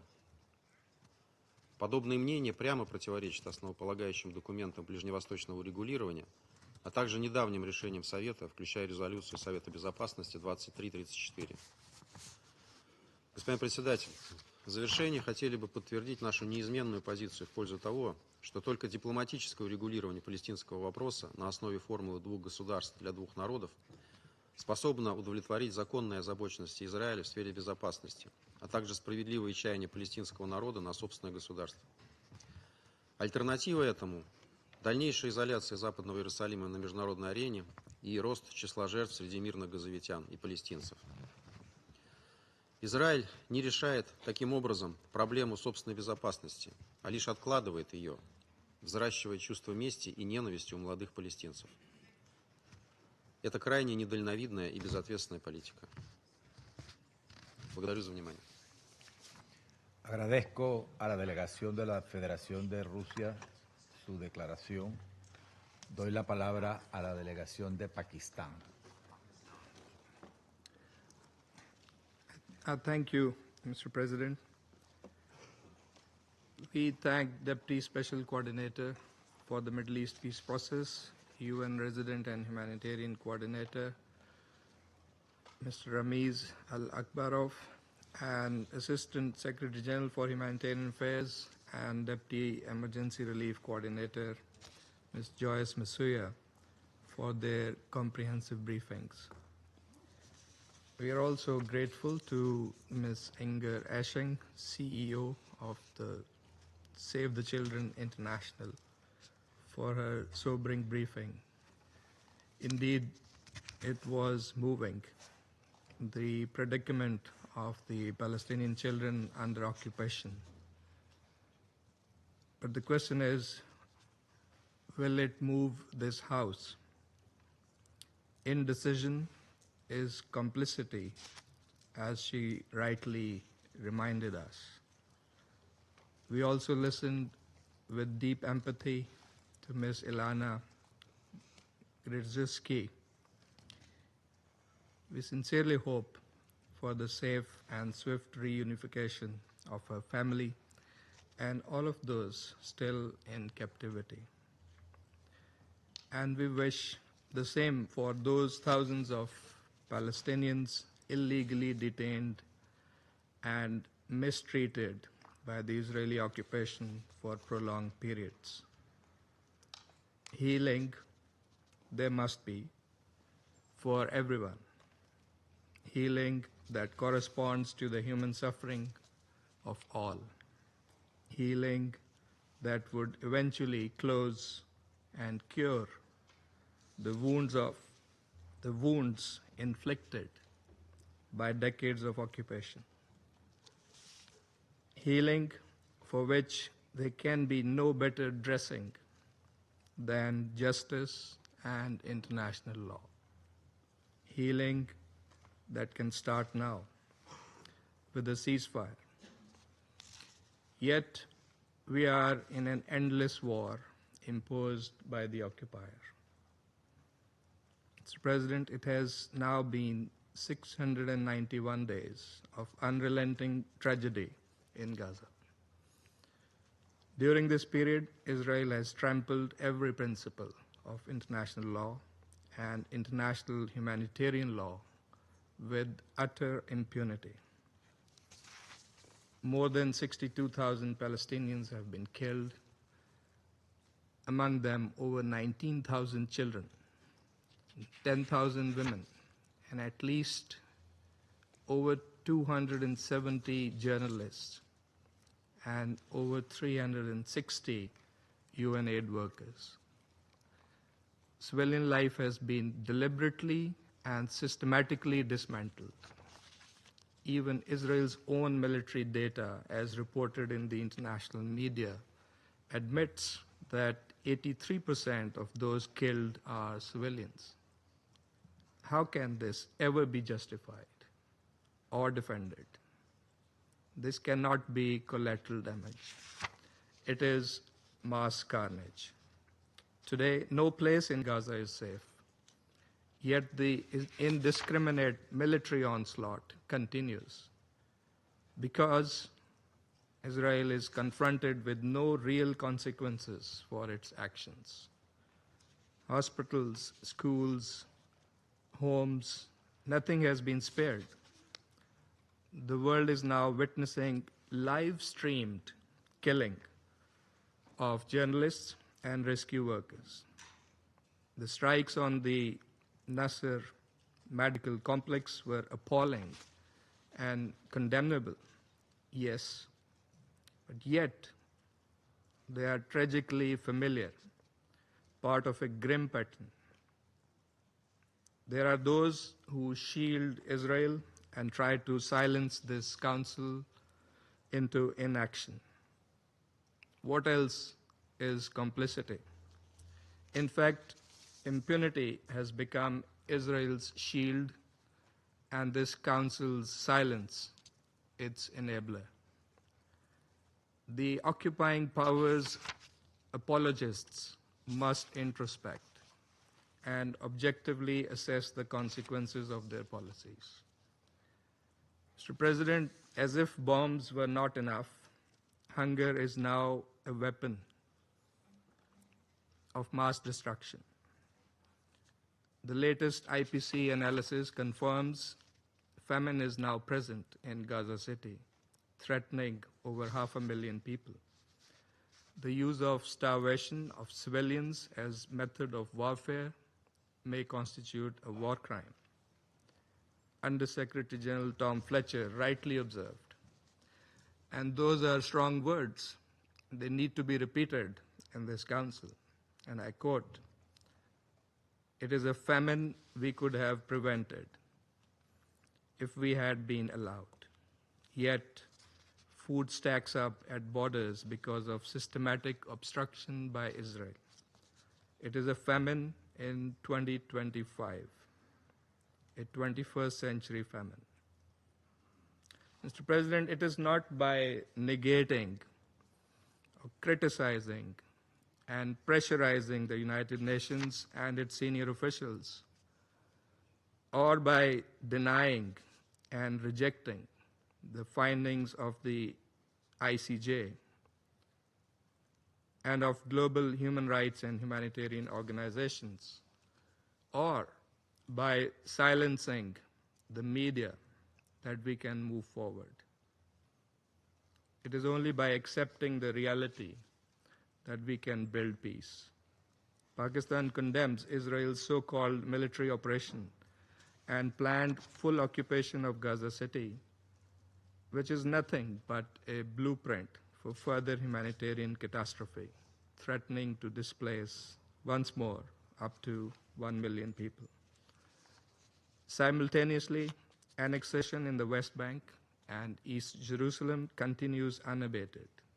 The E1 settlement plan is a deliberate attempt to bury the two-state solution. We strongly condemn this action, which constitutes a clear violation of international law, including Security Council resolutions. The combined effect of mass killing, displacement, famine, settlements, and destruction of habitable land leaves no ambiguity. This is a campaign of ethnic cleansing in plain sight. The Organization of Islamic Cooperation, at its 21st extraordinary session of the Council of Foreign Ministers on 25th August, adopted a resolution that speaks with moral clarity. It has urged this Council to act promptly under Chapter 7 to stop the brutal aggression by the Israeli occupation and its violations, which threaten the prospects for achieving a just, lasting, and comprehensive peace in the region and hinder the implementation of the two-state solution.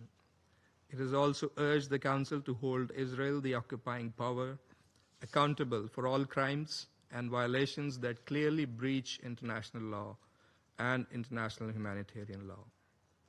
The Security Council cannot remain a bystander.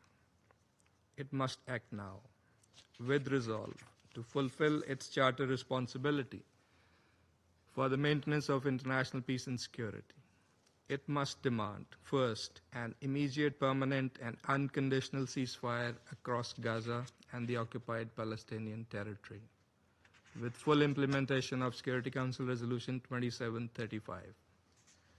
We appreciate and support the efforts led by the United States, Egypt, and Qatar, and hope these will result in an early ceasefire. Second, an immediate and unconditional lifting of all restrictions on the entry of humanitarian aid into Gaza and its safe and unhindered distribution to the population in need of such assistance, as well as the restoration of all essential services. Third, release of all hostages and exchange of Palestinian prisoners. Fourth, a halt to Israel's declared intent to occupy Gaza City. And fifth, an end to forced displacement, illegal settlement expansion, and annexations in the West Bank and East Jerusalem. Mr. President, lasting peace requires a credible political horizon, one grounded in international law, leading to the realization of a sovereign, viable, and contiguous Palestinian state based on the pre-1967 borders, with Al-Quds al-Sharif as its capital.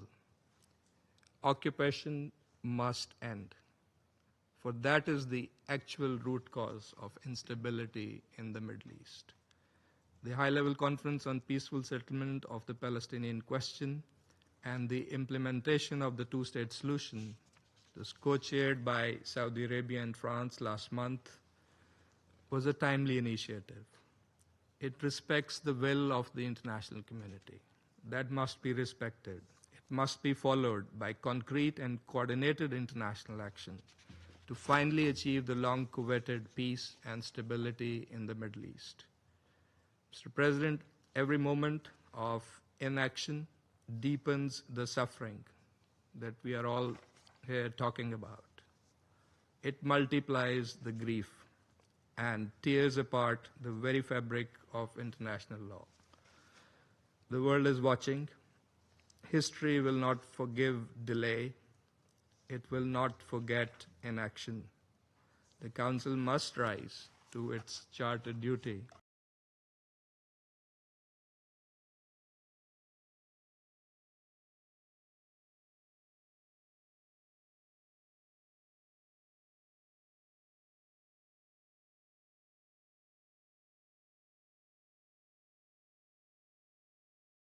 docteur de paix au Moyen-Orient, M. Ramiz Alakarov, ainsi que la secrétaire générale adjointe aux affaires humanitaires, Mme Joyce Msuya, pour leurs interventions. Je voudrais également remercier Mme Hashing de sa présentation des conséquences dramatiques de la famine à Gaza. Enfin, je voudrais souligner qu'il est important que le témoignage poignant de Mme Ilana Gritzewsky, l'exposé de son courage face à ce qu'elle a enduré, soit entendu au sein du Conseil. Monsieur le Président, la France réitère sa solidarité sans faille avec les familles de tous les otages qui doivent être libérés sans délai. La France dénonce la cruauté barbare du traitement qui leur est infligé par le Hamas et les mises en scène abjectes auxquelles se livre ce mouvement terroriste. Nous adressons une pensée émue à la famille de notre compatriote Ouad Yahalomi, assassiné à Gaza. Nous continuerons d'agir sans relâche pour le retour de tous les otages et nous poursuivrons notre mobilisation contre l'antisémitisme et les actes de violence barbares que l'antisémitisme engendre. Monsieur le Président, la situation humanitaire à Gaza est dramatique. La famine sévit dans le gouvernorat de Gaza, comme l'ont confirmé les Nations Unies le 22 août dernier.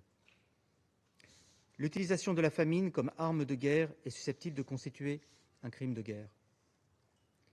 En début de semaine, des images effroyables nous sont parvenues de nouvelles frappes israéliennes sur l'hôpital de Khan Younes ayant causé la mort de nombreux civils, dont des journalistes. C'est intolérable.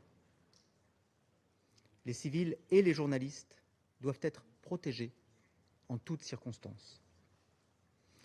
La France est préoccupée par la situation dramatique des enfants qui continue de se dégrader, comme en atteste l'intervention de Save the Children. L'État d'Israël, conformément au droit international, est tenu d'assurer la protection des populations et des infrastructures civiles et de faciliter l'acheminement de l'aide humanitaire. Les civils, y compris les journalistes et les travailleurs humanitaires, ne doivent pas être pris pour cible, quelle que soit leur nationalité. Ce Conseil doit s'exprimer d'une seule voix à ce sujet. La France se tient prête à appuyer toute initiative au Conseil de sécurité en ce sens. L'approbation par le gouvernement israélien de l'extension des opérations militaires à Gaza et du plan d'occupation de Gaza constitue une fuite en avant. Ces opérations n'assureront en rien la sécurité d'Israël. La France réitère son opposition à tout déplacement forcé de population à Gaza qui constituerait une nouvelle violation grave du droit international. Monsieur le Président, il existe une alternative que la France et les autres États signataires de l'appel de New York ont proposée. Un cessez-le-feu immédiat et permanent qui est la priorité absolue. Et la France est reconnaissante des efforts inlassables du Qatar, de l'Égypte, des États-Unis pour y parvenir.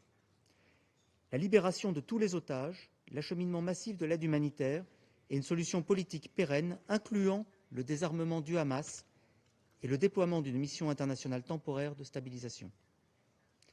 Cette mission aurait pour objectif d'assurer la sécurité des Israéliens et des Palestiniens, de permettre le retour de l'autorité palestinienne à Gaza et de contribuer à la mise en œuvre de la solution à deux États. La France travaillera en ce sens avec ses partenaires. Elle appelle par ailleurs les États membres des Nations Unies, ne l'ayant pas encore fait, à endosser la déclaration de New York. La mise en œuvre de la solution à deux États est chaque jour davantage menacée. En Cisjordanie, l'approbation du projet de colonisation E1 par les autorités israéliennes a pour objectif assumé de rendre impossible la réalisation d'un État palestinien.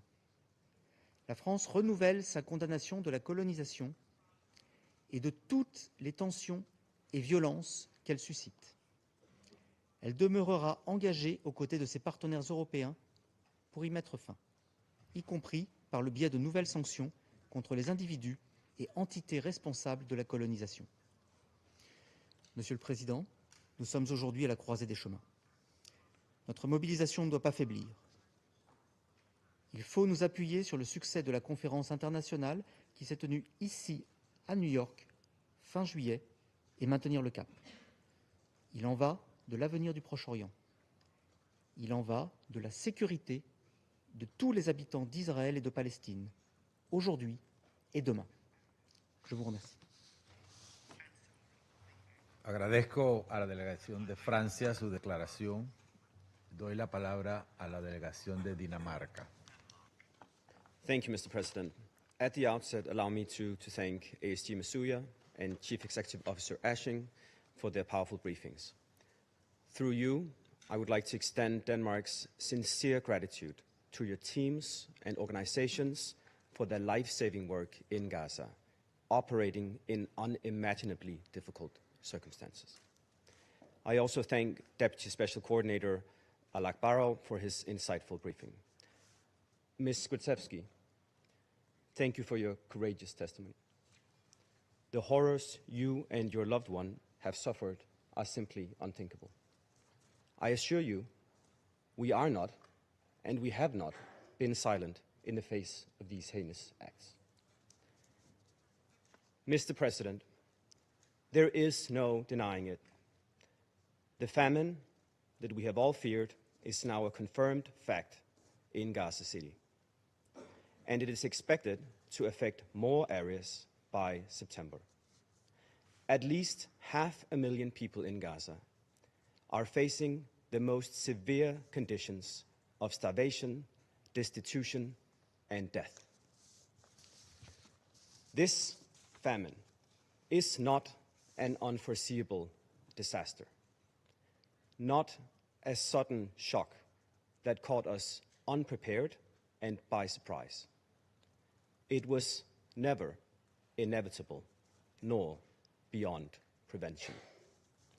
This famine is first and foremost a result of Israel's actions to restrict humanitarian aid, including food and other essential goods.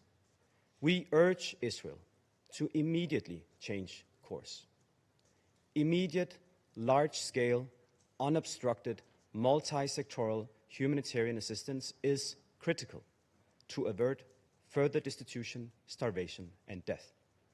Immediate and decisive action will save lives. Mr. President, we are deeply shocked by another attack on a medical facility in Gaza, namely the Nasser Hospital in Khan Younis this Monday. Civilians, health workers, and journalists must be protected. In order to lessen the enormous pressure on Gaza's health facilities, we call for the resumption of medical evacuation corridors from Gaza to the West Bank, including East Jerusalem. Additionally, we call on Israel to lift restrictions on essential medicines and medical equipment to Gaza that are currently denied on the grounds of being dual use. Civilians, including humanitarian workers and UN personnel, as well as civilian infrastructure, must be protected by all parties in accordance with international humanitarian law. The full-fledged UN humanitarian aid system must immediately and unconditionally be allowed to return. Due to Israel's new restrictive registration requirements, essential international NGOs may be forced to leave imminently, which would further worsen the already catastrophic humanitarian situation. We repeat our call on the government of Israel to provide authorization for all international NGO aid shipments.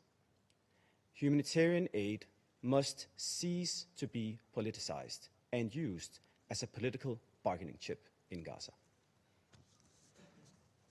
Mr. President, in the midst of this catastrophic situation, a military campaign targeted at Gaza City is being launched by Israel. We condemn this decision, which will only lead to more unbearable suffering for the civilians of Gaza City. We urge Israel to halt this operation. Mr. President, Denmark reiterates its firm condemnation of the heinous terrorist attacks on 7 October 2023 perpetrated by Hamas. There can be no justification for this attack, nor for the despicable maltreatment of the hostages.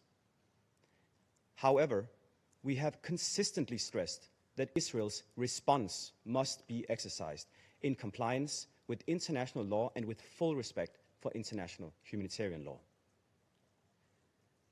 The fight against terrorism cannot come at the expense of the rules that safeguard humanity.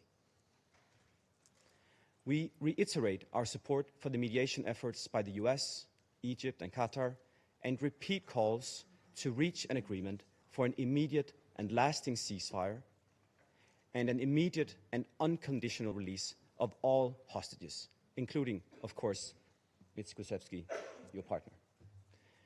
Mr. President, with the world's attention on Gaza, Israel has decided to approve the E1 settlement plan that, if implemented, will divide a Palestinian state and thereby undermine the two-state solution. Denmark strongly condemns this decision, which is taken in the midst of deeply unsettling reports of intensifying violence, intimidation, and land grabbing in the West Bank. Mr. President, in closing, we need initiatives that bring us closer to the two-state solution, not further away from it. We need initiatives aimed at lasting peace and security for both Israelis and Palestinians. Denmark stands ready to support such initiatives and reiterates our steadfast commitment to the two-state solution as the only viable solution for peace in the Middle East. And I thank you. Agradezco a la delegación de Dinamarca su declaración. Doy la palabra a la delegación de Somalia. Thank you, Mr. President. I also want to thank Deputy Special Coordinator, Mr. Alakarov, and the ASG, Ms. Msuya, and Ms. Ashen of the Save the Children for their sobering briefings today. I have also listened carefully to the testimony of Mr. Gritzewsky and sympathize with the suffering endured by her and by all the families in this conflict. Mr. President, we are gravely concerned by Israel's recent announcement to impose total military control over the entire Gaza Strip, as well as the expansion of the new settlement in East Jerusalem. We also condemn Israel's bombing of Nasser Medical Complex in Khan Yunis, which resulted in the death of innocent unarmed civilians, including doctors, journalists, and patients. These actions risk the prospect of achieving lasting peace and further compound an already dire situation in Gaza and the West Bank. The latest IBC report has removed any doubt about what's happening in Gaza. Famine is no longer looming. It's a man-made famine, and it's happening in Gaza. The death of children from hunger and disease is not a forecast, it's a fact. Entire families are starving in full view of this Council, despite the presence of international humanitarian system that could save them if only they were allowed to act. Let us be absolutely clear. Famine in Gaza is not an natural occurrence caused by drought, failed harvest, or sudden catastrophic beyond human control. It's a man-made, deliberately created through a siege, blockade, and systematic obstruction by Israelis. The international humanitarian law is explicit. The starvation of civilians as a method of warfare is a genocide and is prohibited. Attacks on objects indispensable to survival, food stocks, water systems, agriculture, medical facilities are prohibited under international humanitarian law. The Fourth Geneva Convention requires the occupying power to ensure the welfare of the civilian population under its control. Mr. President, Somalia stresses the following points. First, a blockade must be lifted, not partially, not temporarily, not heroically, but fully and immediately. Every day of a delay means more children are buried, more families are lost. Crossings must be opened and kept open. Second, humanitarian access must be sustained, predictable at scale. Aid convoys carrying fuel, medicine, and essential goods must be allowed to flow without arbitrary inspections, delays, or denials. Third, civilian infrastructures must be protected. Hospitals, bakeries, water networks, schools are not legitimate targets. Fourth, we call for an immediate and unconditional ceasefire and reiterate our call for an immediate release of civilian hostages and detainees. Mr. President, the images and reports coming from Gaza are not abstract. They are skeletal children without access to therapeutic food. They are mothers unable to produce milk for their newborn because they themselves are starving. They are hospitals turned into morgues because generators have run dry. This is the daily reality of the people deliberately held hostage to hunger as a collective punishment, which is a clear violation of international humanitarian law. What we are witnessing is not security, it's a collective punishment, and it's a genocide. Mr. President, we call on this Council to act with urgency and clarity, demand the immediate lifting of the blockade, ensure full, safe, unhindered humanitarian access by all routes and means, protect civilians and humanitarian workers without exception, call for an immediate and permanent ceasefire, and recommit to a political process that ends the occupation and delivers a just and lasting peace in the Middle East.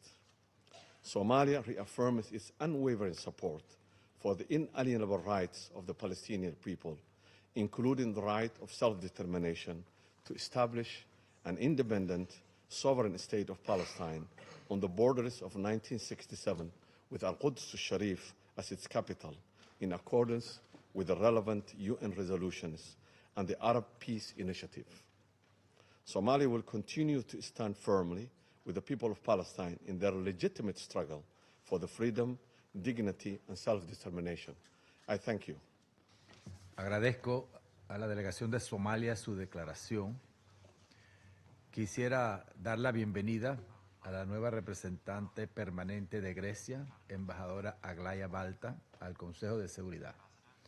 Me complacerá trabajar estrechamente con usted en los próximos días y me complace además darle ahora la palabra a su delegación. Thank you very much, Mr. President. I would like to thank Deputy Special Coordinator Alakarov and the Assistant Secretary General Msuya, as well as Ms. Inga, CEO of the Save the Children International, for the sobering and powerful briefings.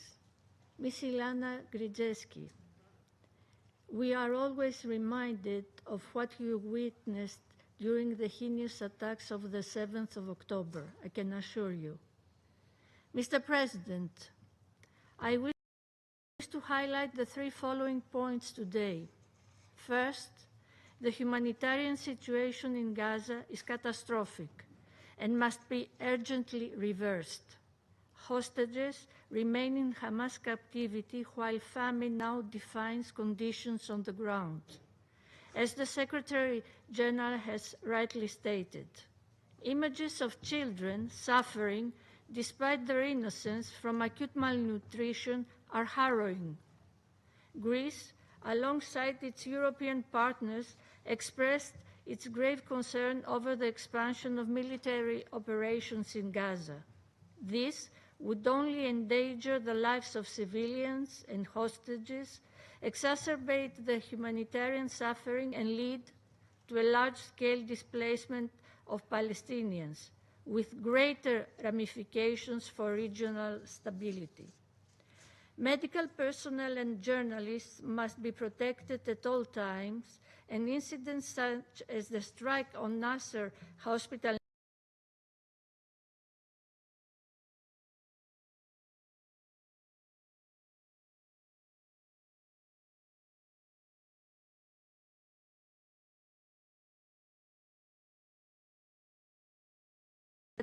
led by Egypt, Qatar, and the USA for a negotiated outcome continue. The testimonies of Mrs. Gritzewsky and the brother of Etar David, taken hostage by Hamas on 7th of October and held in atrocious conditions for nearly 2 years, as well as the recent appalling footage of the 2 Israeli hostages, remind us of the urgent need for the unconditional and immediate release of all hostages. Lifting the blockade to allow the flow of humanitarian aid is imperative. Greece recently conducted an airdrop of food supplies over Gaza in close cooperation with the EU and other regional partners, including Jordan. Similarly, the resumption of the Cyprus corridor, a critical component of the humanitarian pipeline, will hopefully expedite the delivery of aid into Gaza. Second, settlement expansion and settler violence in the West Bank further undermine prospects of peace. The recent announcements for the reconstruction of additional settlements in the E1 area in the West Bank undermine the prospects of a two-state solution and contravene Security Council resolutions and international law. We are equally strongly opposed to any attempts of forced displacement of the Palestinian population. Similarly, the escalation of settler violence, including against Christian communities, is alarming and must be addressed without any delay. Third, only a ceasefire and a political solution can end the spiral of violence. After 22 months of suffering, diplomacy must again take center stage. The ceasefire brokered at the beginning of this year showed that the bloodshed can end, that hostages can reunite with their loved ones, and that humanitarian aid can reach those in desperate need when diplomacy prevails. A new durable and comprehensive ceasefire is more urgent than ever, while ensuring that Hamas would not have any government or security role in Gaza. The recent international conference on the implementation of the two-state solution, co-presided by France and Saudi Arabia in New York in the past month, demonstrated broad international resolve to secure peace and stability. We call on the parties to summon the political courage to move forward toward a viable two-state solution through the revitalization of the political process in line with the relevant Security Council resolutions. Mr. President, despite the bleak outlook, Greece remains steadfast in its commitment to peace and diplomacy. We will continue to work alongside the UN and international partners to support a just, lasting, and comprehensive solution to the conflict. I thank you. La delegación de Grecia, su declaración. Doy ahora la palabra a la delegación del Reino Unido. Thank you, President. I'd like to start by thanking Deputy Special Coordinator Alakarov, ASG Msuya, Ms. Ashing, and Ms. Gritzewsky for your sobering and powerful briefings today, which underline one single truth. It is time for this terrible conflict to end. I'll make 3 points, President. First, the IPC's confirmation of famine in Gaza City marks the first officially recorded famine in modern history in the Middle East. It is entirely man-made and, as my Foreign Secretary has said, it is a moral outrage. Over 100 children in Gaza have died of malnutrition, while food is sitting at Gaza's borders. I have two clear messages for Israel. Immediately lift restrictions and allow food, medical supplies and fuel to reach those in desperate need in line with international humanitarian law. And allow the UN and international NGOs to carry out their life-saving work without obstruction. It is also vital that international humanitarian law is upheld. Israel's attack on Nasser Hospital this weekend, killing civilians, health workers and journalists, is appalling.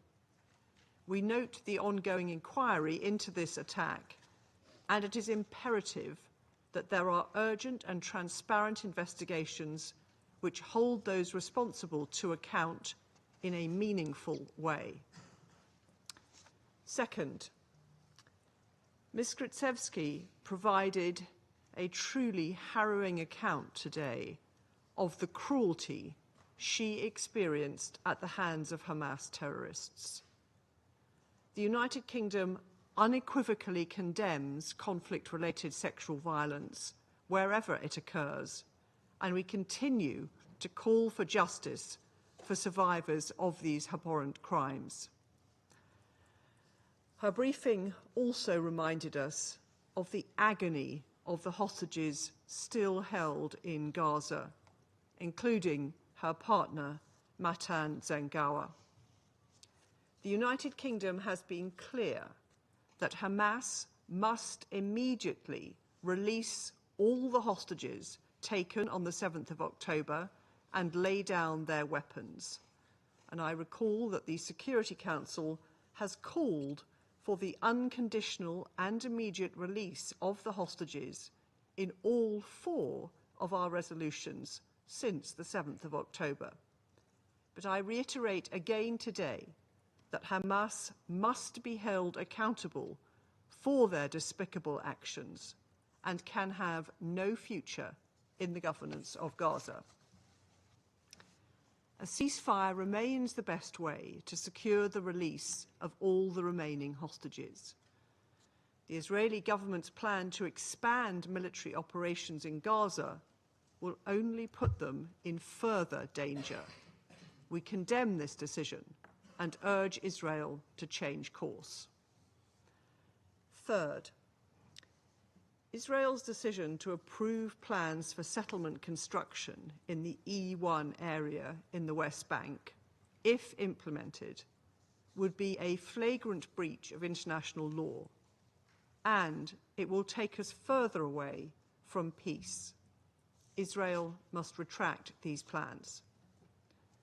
The two-state solution conference last month demonstrated the strength of support, the strength of international support for a brighter future for the region.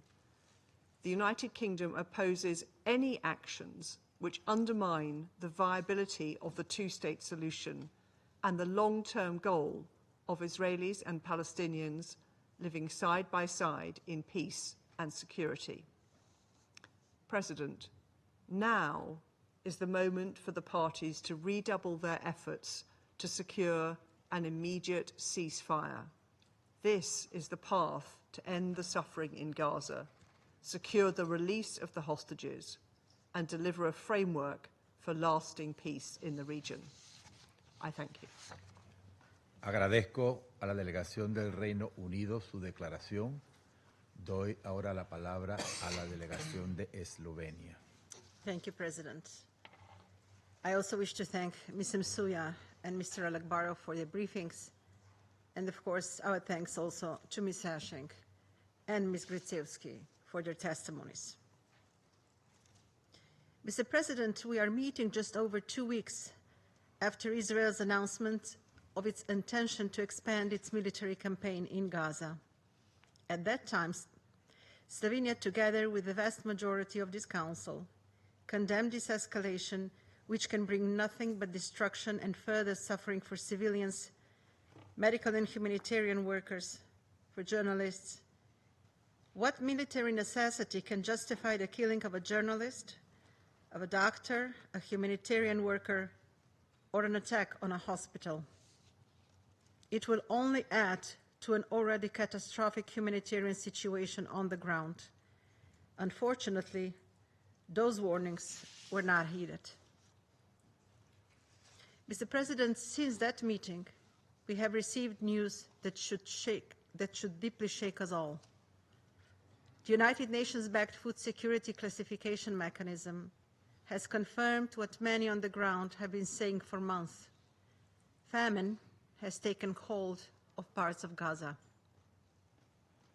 The official declaration may be recent, but the devastating conditions have long been evident in the lives of children, adults, older persons in the Strip, visible to those willing to see and foreseeable to those willing to care. Colleagues, how many more reports do we actually need?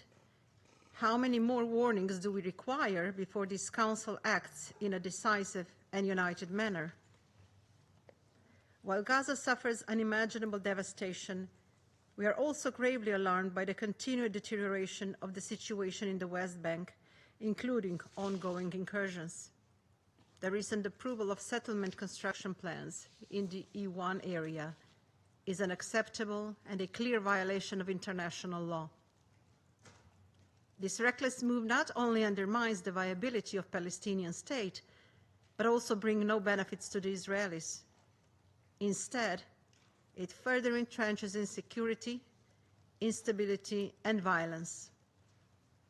Mr. President, it is clear to nearly every delegation in this chamber that the current trajectory is unsustainable and unacceptable.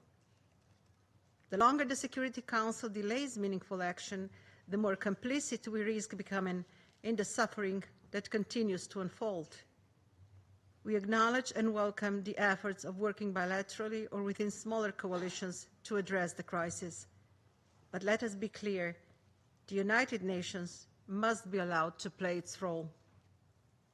This is precisely why the UN was created, to act when the world is confronted with threats to peace, gross violations of international law, and mass human suffering. We need a ceasefire. We need full and unfettered humanitarian access to feed the starving, heal the wounded, and bury the dead. We need the immediate and unconditional release of all hostages. We need the restoration of respect for international humanitarian and human rights law, and with it, some sense of basic human dignity. These are not political demands, they are legal and moral imperatives. Slovenia firmly believes that the United Nations has both the capacity and the legitimacy to help prevent further escalation and facilitate a path towards peace. One day the future generations will look on us and ask, how could you allow for this to happen? If we don't act, the history will judge us for sitting aside, being quiet. And the time to act is not tomorrow, the time is now. I thank you. Agradezco a la delegación de Eslovenia su declaración. A continuación, formularé una declaración en calidad de representante de Panamá.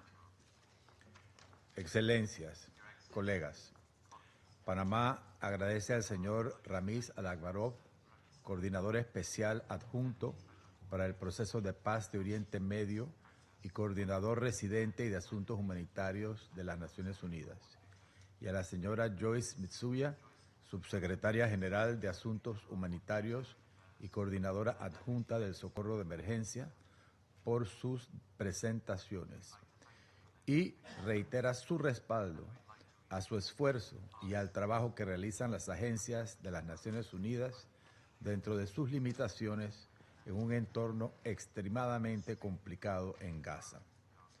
De igual manera, saludamos la presencia de las delegaciones de Israel, así como el representante del Estado Observador de Palestina.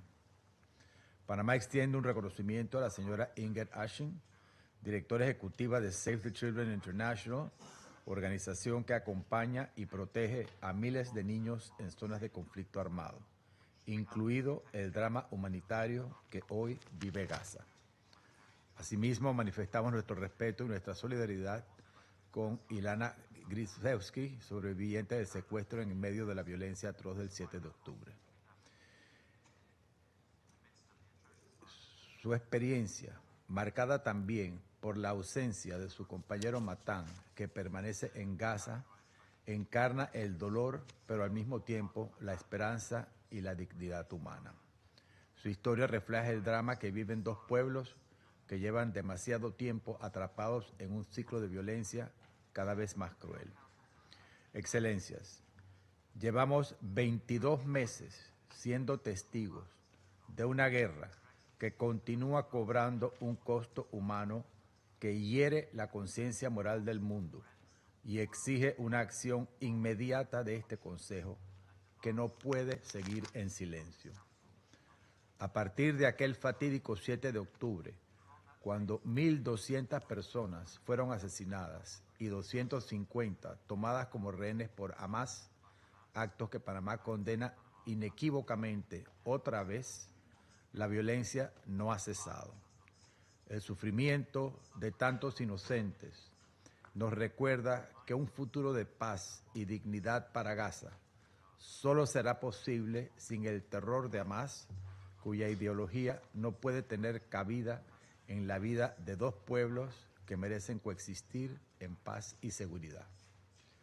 Sin embargo, tampoco podemos ignorar que la respuesta militar desencadenada tras esos crueles ataques ha multiplicado el dolor y la devastación, sumiendo a la Franja de Gaza en el infierno de una catástrofe humanitaria sin precedentes y al mundo entero en un dilema moral.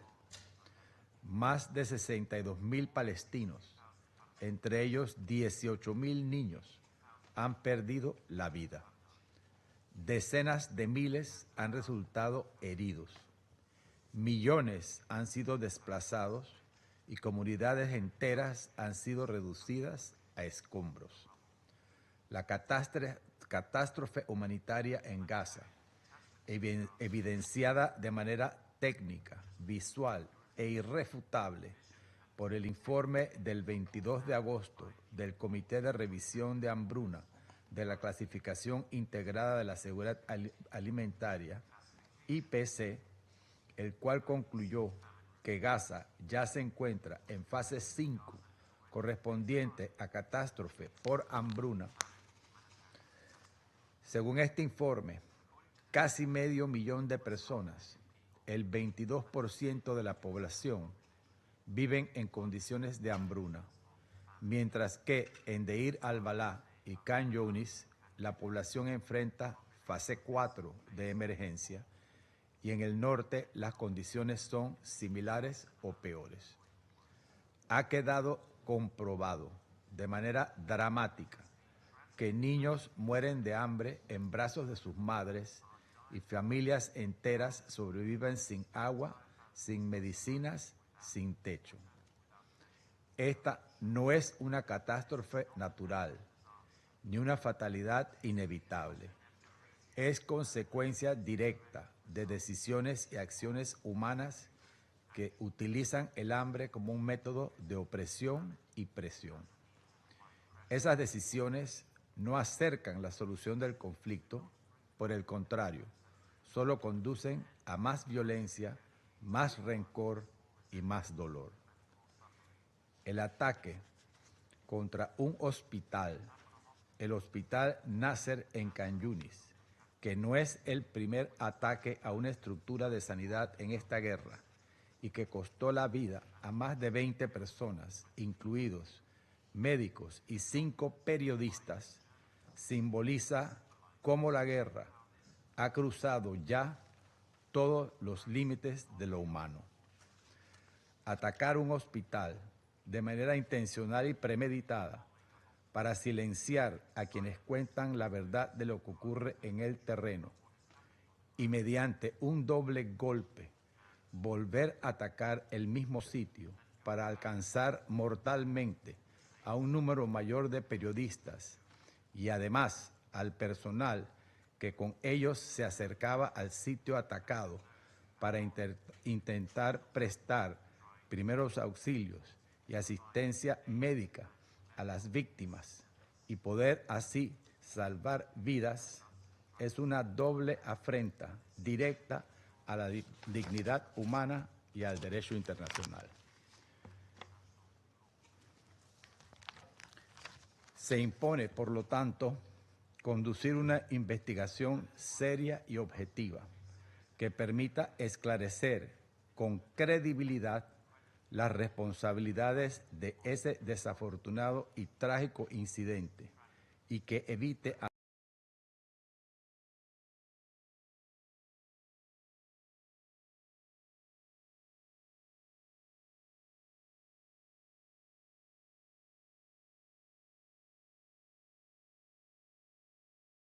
el internacional humanitario y promueve siempre el diálogo como vía para alcanzar entendimientos políticos y soluciones sostenibles.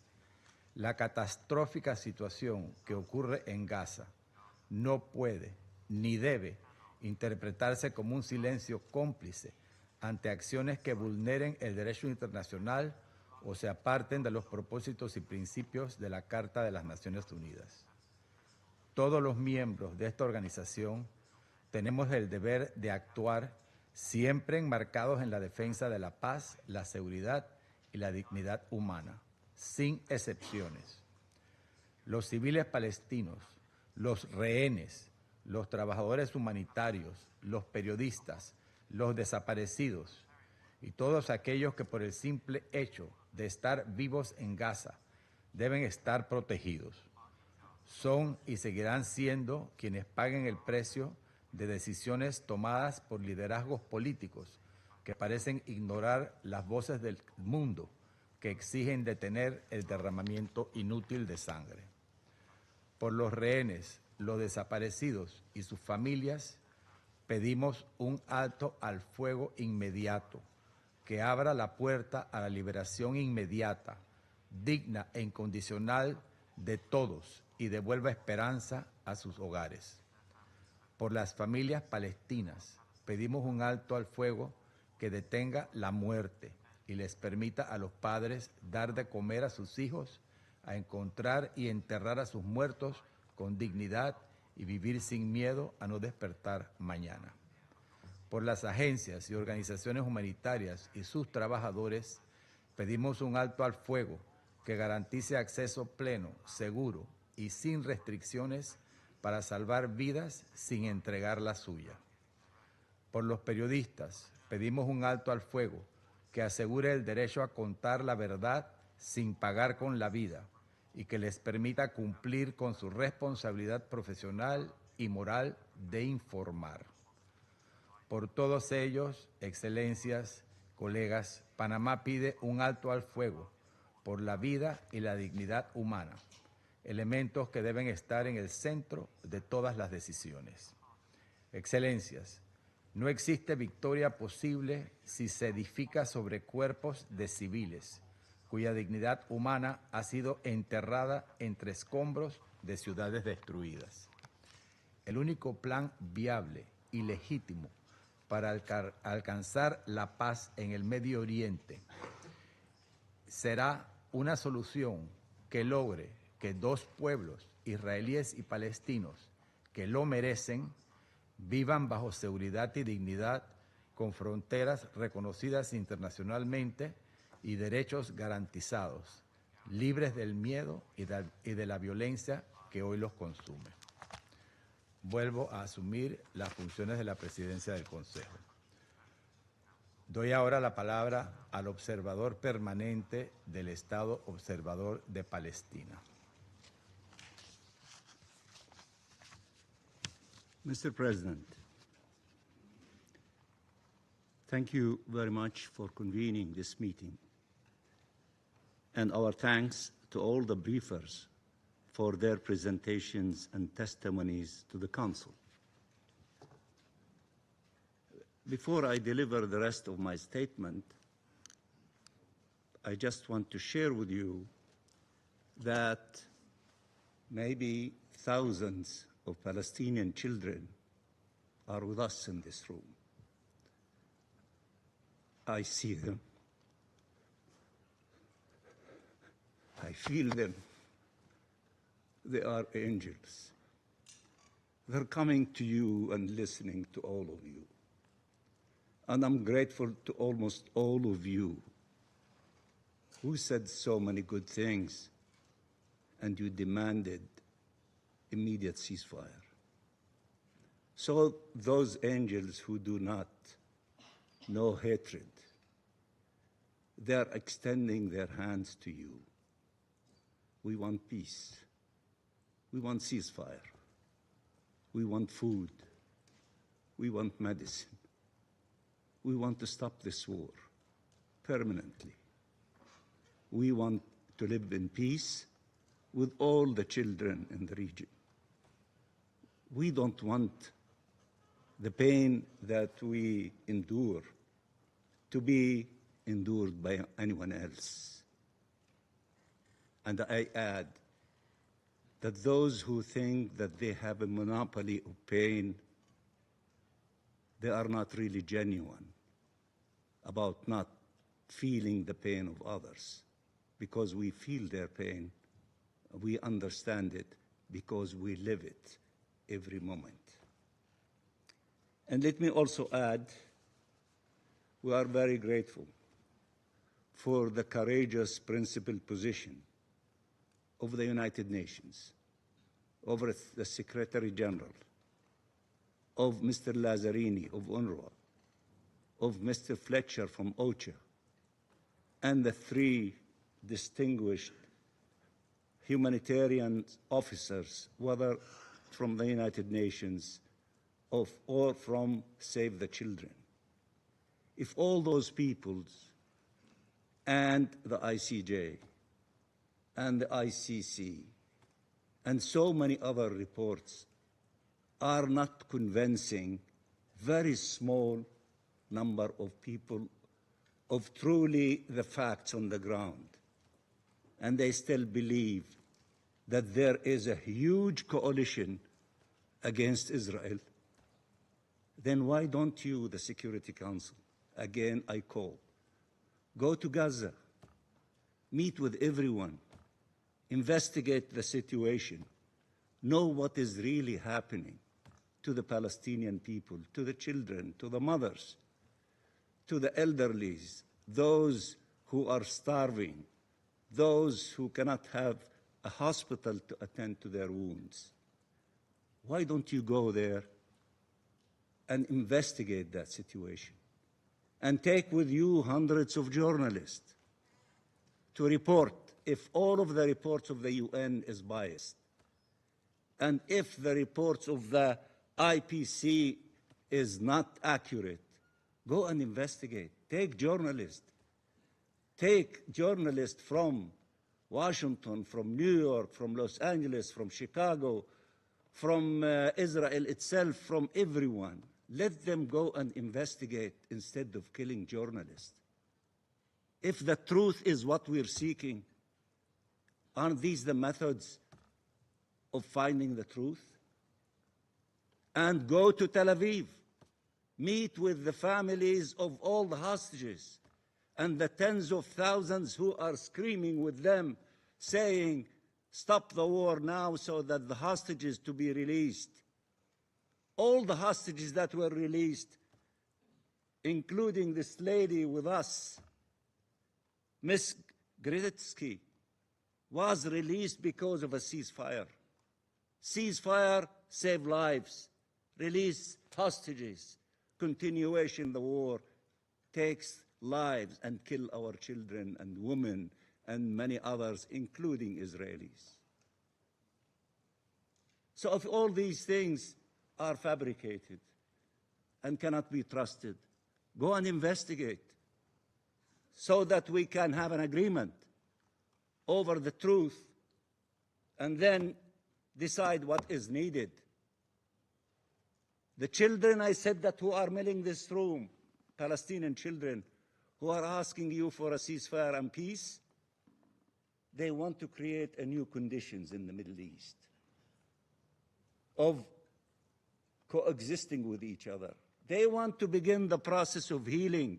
They deserve healing, not some to deserve healing and others do not exist. Everybody deserves healing. We have 2.1 million Palestinians who are still alive in the Gaza Strip. They deserve healing and therefore should be given the opportunity to healing. And let me now deliver my statement, Mr. President. Before the world's eyes and under its watch, Israel has imposed famine on the Gaza Strip. It has done so deliberately, cruelly, as a matter of state policy. The Gaza famine, a famine eating away at infants and children. It was described accurately and vividly by Save the Children. A famine now declared in Gaza City and creeping rapidly all over the Gaza Strip. A famine that could have been prevented if deterrence had matched the level of the crimes committed. Israel was presented with a ceasefire deal that could save the lives of 2 million Palestinians and 20 Israeli hostages. But it has chosen instead to expand its military control, escalate its brutality, and continue killing innocent civilians. Again, it does so deliberately and systematically, obsessed with one objective since day one: displacement and disposition of the Palestinian people, a continuum it has pursued for nearly 80 years. So instead, while the world demands a ceasefire, permanent ceasefire, Israel has indicated clearly that it wants to expand its crimes.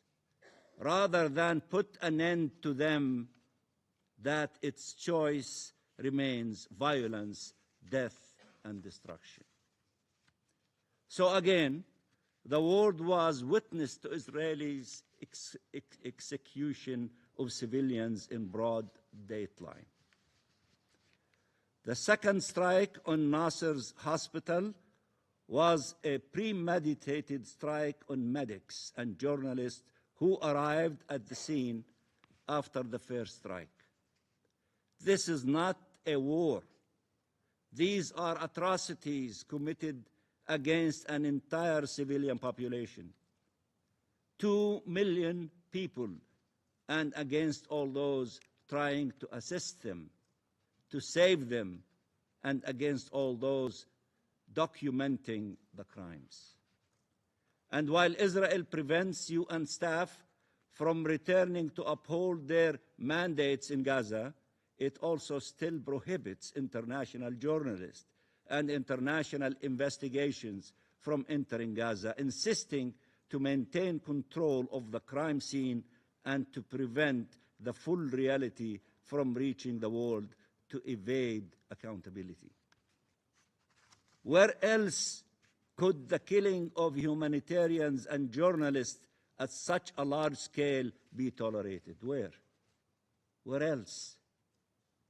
Where else could the massacre of civilians day in, day out be tolerated, with reports revealing that civilians constitute at least 83% of the casualties? 83% of the casualties. No power on earth has dared to do anything close to what Israel is doing in total impunity. It incites against the Palestinian people and UN personnel, starting from the Secretary General declaring him persona non grata, effectively instructing its occupation forces to kill, maim, starve, detain, and torture both. Its contempt for international law, for this Council's authority, and for human life is beyond flagrant. And yet, somehow, it still sits among us and around this table. With all this record, still they are sitting here. Mr. President, Israel's illusions about its own might are leading to real death and suffering every single day.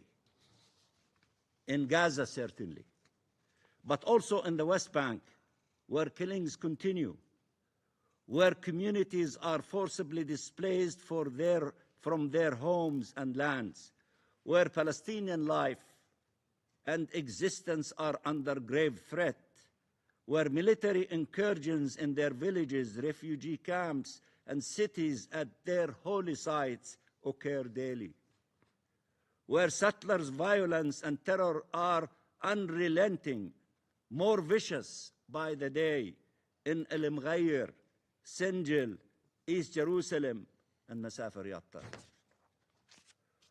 where Israel is feverishly expanding settlements, including its illegal plans targeting the E1 to suffocate the Palestinian people, to fragment the Palestinian state, to thwart our self-determination and independence, to destroy the two-state solution. Everywhere the same plan, the same objective, even if the means differ. Get rid of the Palestinian people to seize Palestinian land. Destruction, death, displacement, and endless torment of the indigenous people of this land. But Israel does not understand that its actions constitute not only an existential threat to the Palestinian people, but to the very prospect of ever realizing peace and security in our region. The only path to a peaceful, stable, and secure future goes through Palestine. No peace that can go except through Palestine. An independent and sovereign Palestinian state, a Palestinian people exercising all their rights, attaining justice and living in safety and dignity in their land, living side by side in peace and security with Israel in a region that can then finally enjoy shared peace, security, and prosperity. That vision has been enshrined in countless United Nations resolutions, including of this Security Council, and that is the promise of the New York Declaration.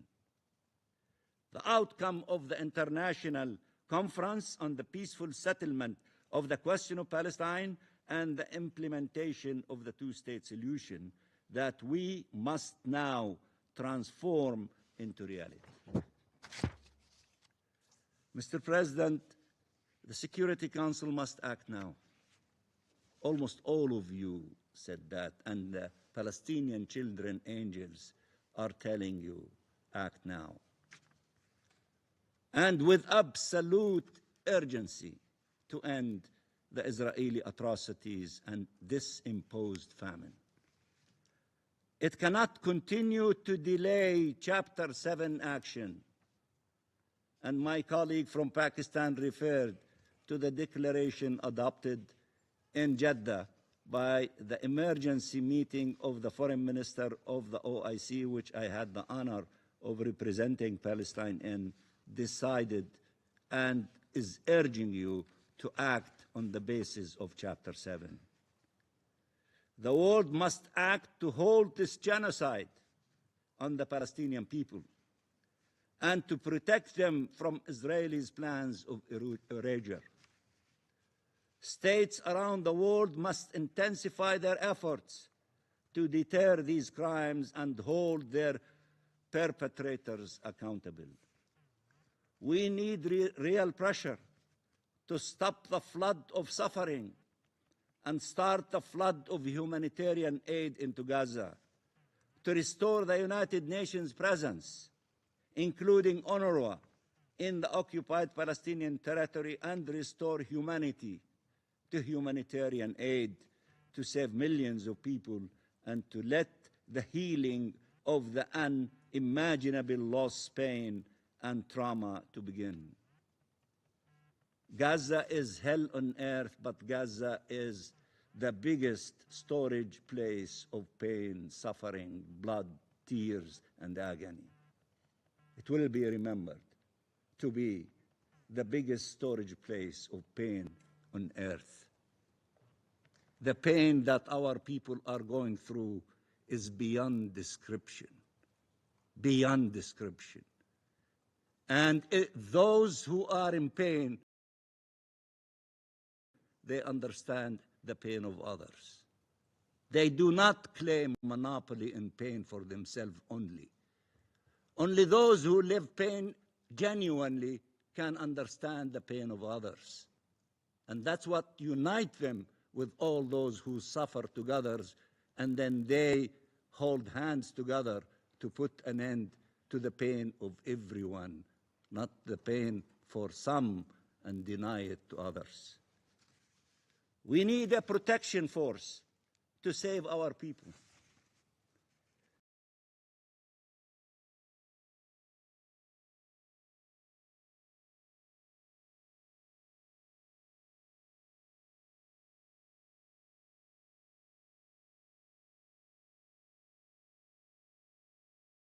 Not Europe, but in Europe, North America, in South America, in Africa, in Asia, everywhere.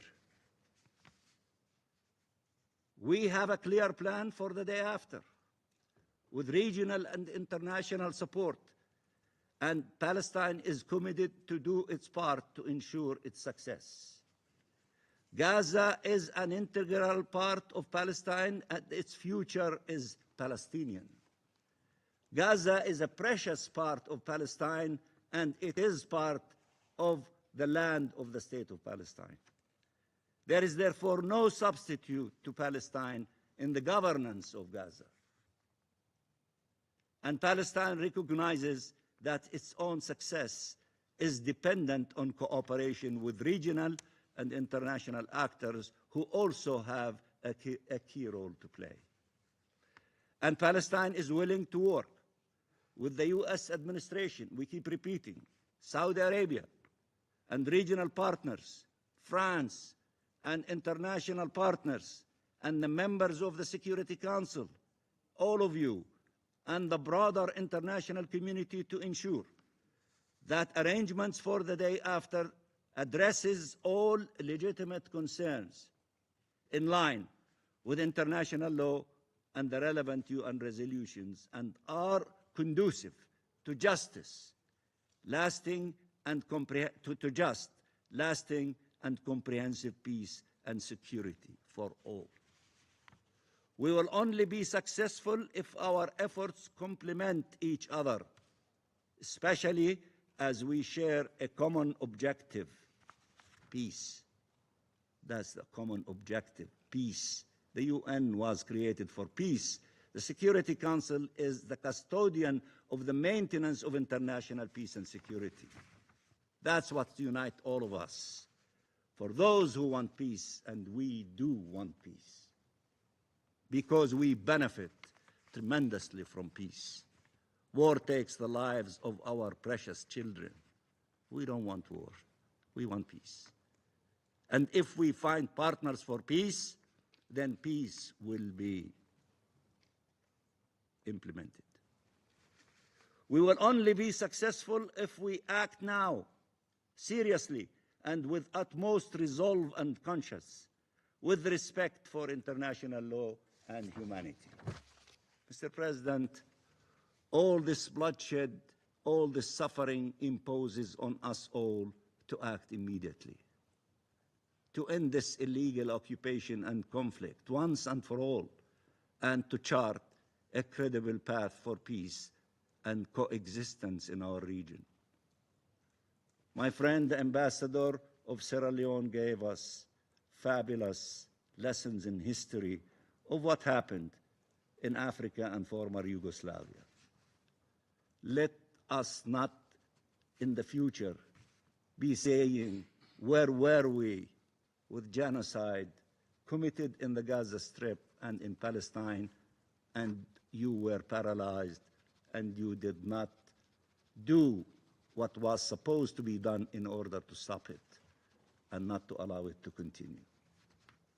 These are wise words that many of our leaders, I remember vividly, especially after Rwanda, started evaluating and saying, why did we fail? Why didn't we act to stop it from happening instead of trying to go after those who committed these atrocities and to bring them to justice? That is good, but that will not bring the million people that were killed in Rwanda. Now we're saying, let's act now to save the 1 million children in Gaza. The rest, the other million, are the older people. Let's act now to save them. Palestine will not disappear. For those who have the illusion that they can negate our existence, that is an illusion, dream. Palestine will not disappear. We are rooted in that national homeland from the beginning of history. The Roman trees of olive are not as old as the Palestinian people. We are older. We are also responsible. We accepted to share that land and to have two-state solution. Israel will not disappear. That's why we're telling you we are going not to allow Palestine to disappear, and the only solution, as all of you say, is the two-state solution. No one can kill their way to peace. Those who think that they have the most powerful army on earth, that they can do whatever they want to, that's an illusion. But what will save all of us is peace and the two-state solution. Even this genocide will not eradicate Palestine. It's a dream, it's an illusion. It will bring more pain to all of us. It will bring more pain. The best way is to end this war. Peace, ceasefire now, and release the hostages, release the prisoners, let them be reunited with their loved ones. But we have an obligation to bring the human suffering to an end. And we must act now. No more delays. Gaza deserves life. The 2 million plus of the people who are still alive in Gaza deserve lives. And it is your obligation to help them to remain alive, although they are starving, although the healing might be almost impossible. But the only option for the healing to begin, especially for the children, stop the fighting, give them food, give them medicine, allow them to re-heal, allow them, insha'Allah, as we say, God willing, to be able to heal and to dream the big dreams that all children dream, and to fulfill these dreams. Palestine deserves lives. The Holy Land deserves life. It is time. It is time for life. It is time for freedom. It is time for peace. Thank you, Mr. President. Agradezco al observador permanente del Estado Observador de Palestina su declaración y doy la palabra a la delegación de Israel. Thank you, Mr. President. Thank you, Ilana. Your courage honors us all. On October 7th, Hamas stripped you from your home in Kibbutz Nir Oz with your partner Matan Sangauker. You survived 55 days in unimaginable conditions. You are free. But Matan is not. He has been in captivity for almost 700 days. No freedom, no light, no dignity. You were born in Mexico. You came to Israel more than 15 years ago to build your life as a proud Jew.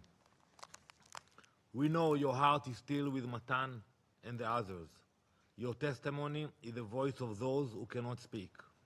It is a living reminder of the unbearable suffering that the hostages are still enduring. Their freedom cannot wait. The report on sexual violence in armed conflict confirms what we have always known and what Ilana bravely shared. Hamas used sexual violence as a weapon of war. Survivors deserve action, no doubt. Blacklist Hamas now.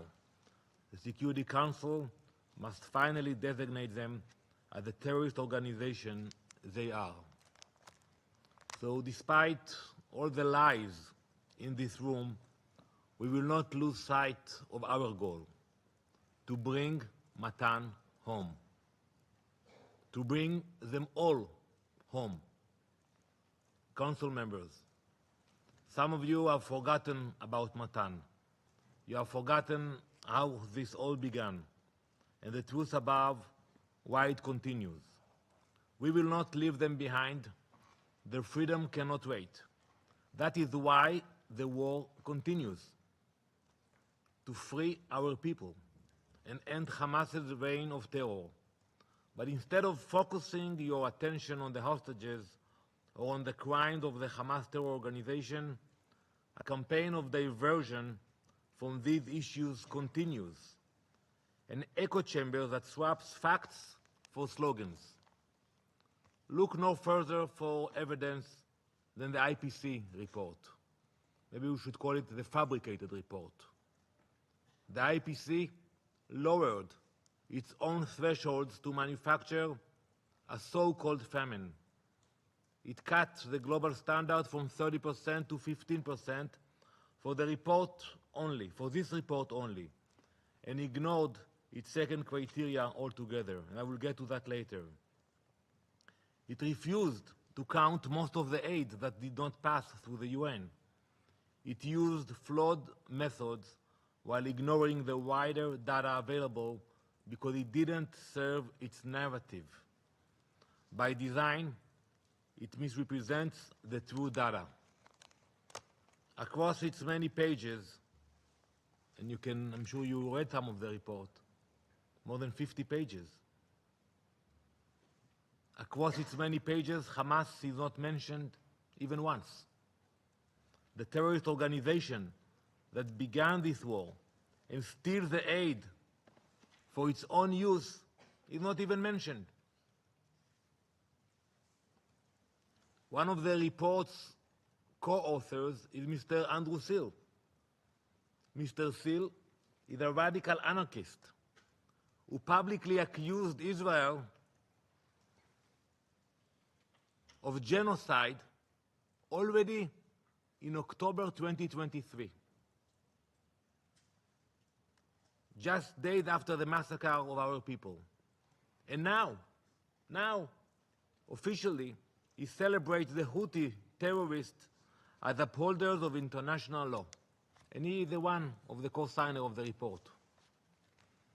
How could any of you claim this is a legitimate report? If it were any other nation, in any other context, the IPC would publicly apologize for its failures and retract this fabricated report. But because the report demonizes Israel, any claim is taken as fact. And I've listened to you all.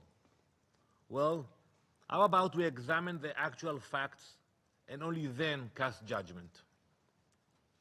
Preliminary analysis by both official Israeli bodies and independent experts indicate that this so-called report includes IPC invented data that did not exist.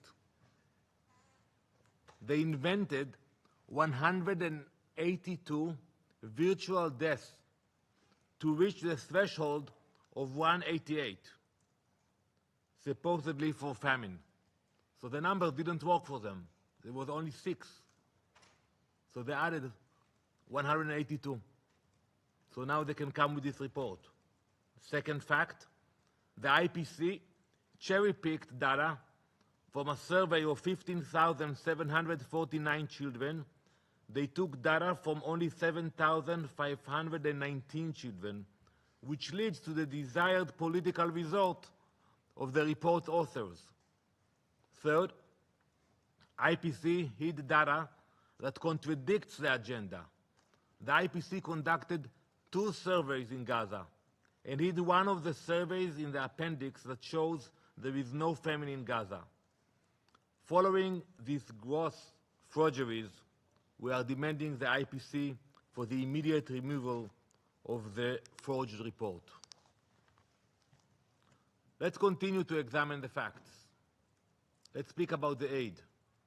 The UN's own records show more than 500 trucks carrying over 46,000 tons of aid have entered Gaza. That's since May 19, 94% of which was food. Yet, according to the UN agenda, if you read carefully, only about 1 in 9 or 8 trucks actually reached their destinations. 1 out of 9. Why? Because armed groups and Hamas terrorists intercepted the rest of the trucks inside Gaza.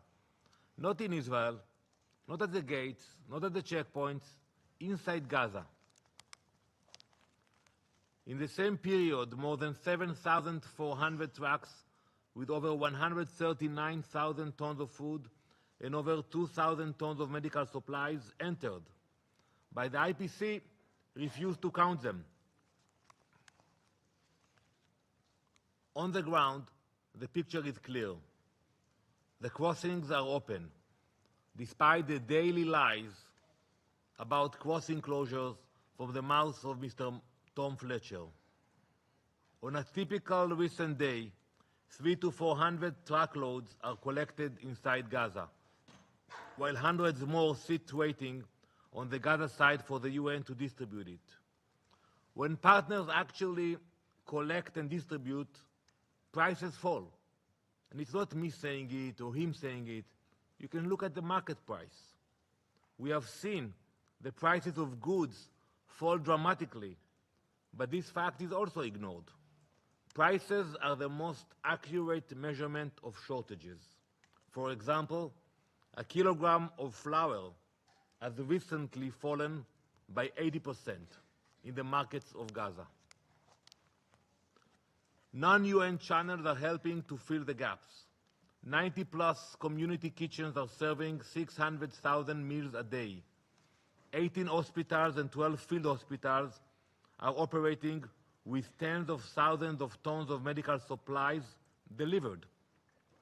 Thousands of patients have been evacuated for treatment. We are powering water lines and a desalination plant so hundreds of thousands could easily access drinking water. We continue to work with organizations committed to humanitarian work, not political incitement. Yesterday, World Food Programme Executive Director Cindy McCain entered Gaza and visited both Deir el-Balach and the Gazan side of the Kerem Shalom crossing to see these efforts herself. But the IPC report hides this reality behind intentionally flawed methods. They lower the bar, exclude the aid they dislike, and publish the worst case possible. That is not humanitarian work. That is diversion. This same diversion feeds the next one. Statements that reward terror. Colleagues, we all know that not too long ago, there was progress toward a hostage agreement. Mediators were working. There was hope. Then France and the UK made their announcements about their recognition intentions. Many others followed suit. They gave Hamas an out. They told Hamas that if they agree to a ceasefire and release the hostages, They will get nothing from the international community. They encouraged Hamas to disengage and walk away from the negotiations. To those countries, look at your actions and at Hamas's response to them. When France made its announcement, Hamas called it, and I quote, "positive step in the right direction," and urged all states to, and I quote, "follow France," and hailed it as the fruits of October 7.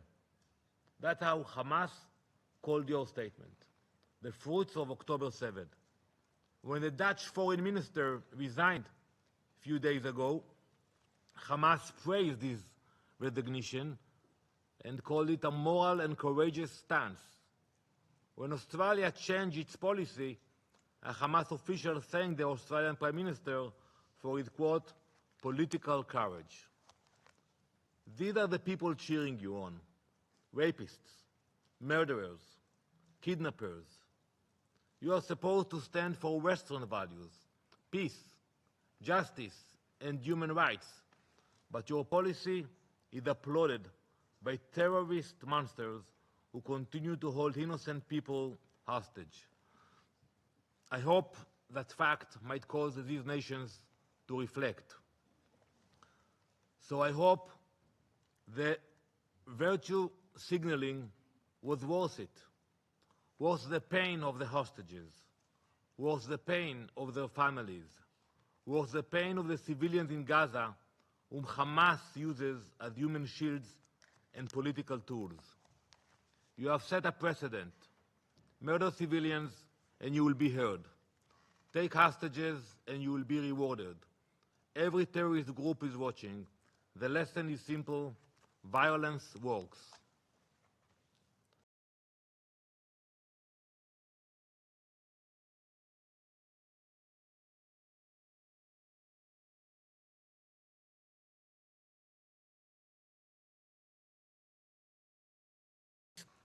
And in Gaza and hand over its weapons to the Palestinian Authority. So I'm asking you, and I will ask the leaders that will come here in September, how do you plan on accomplishing this? How exactly do you plan on removing Hamas from the equation? How do you think it will go? You will ask them to disarm? You will ask them to leave Gaza and bring the PA officials? The last time they had any relationship with the PA officials, and Mr. Mansour can agree to that because I don't know if he was there, they threw them from the rooftops in Gaza. They tortured them, the PA officials. That was the last time any PA official was in Gaza. So when you make a statement, how it will work? We know it will not happen from empty UN statements or meaningless summits. We know you leave the real work to us.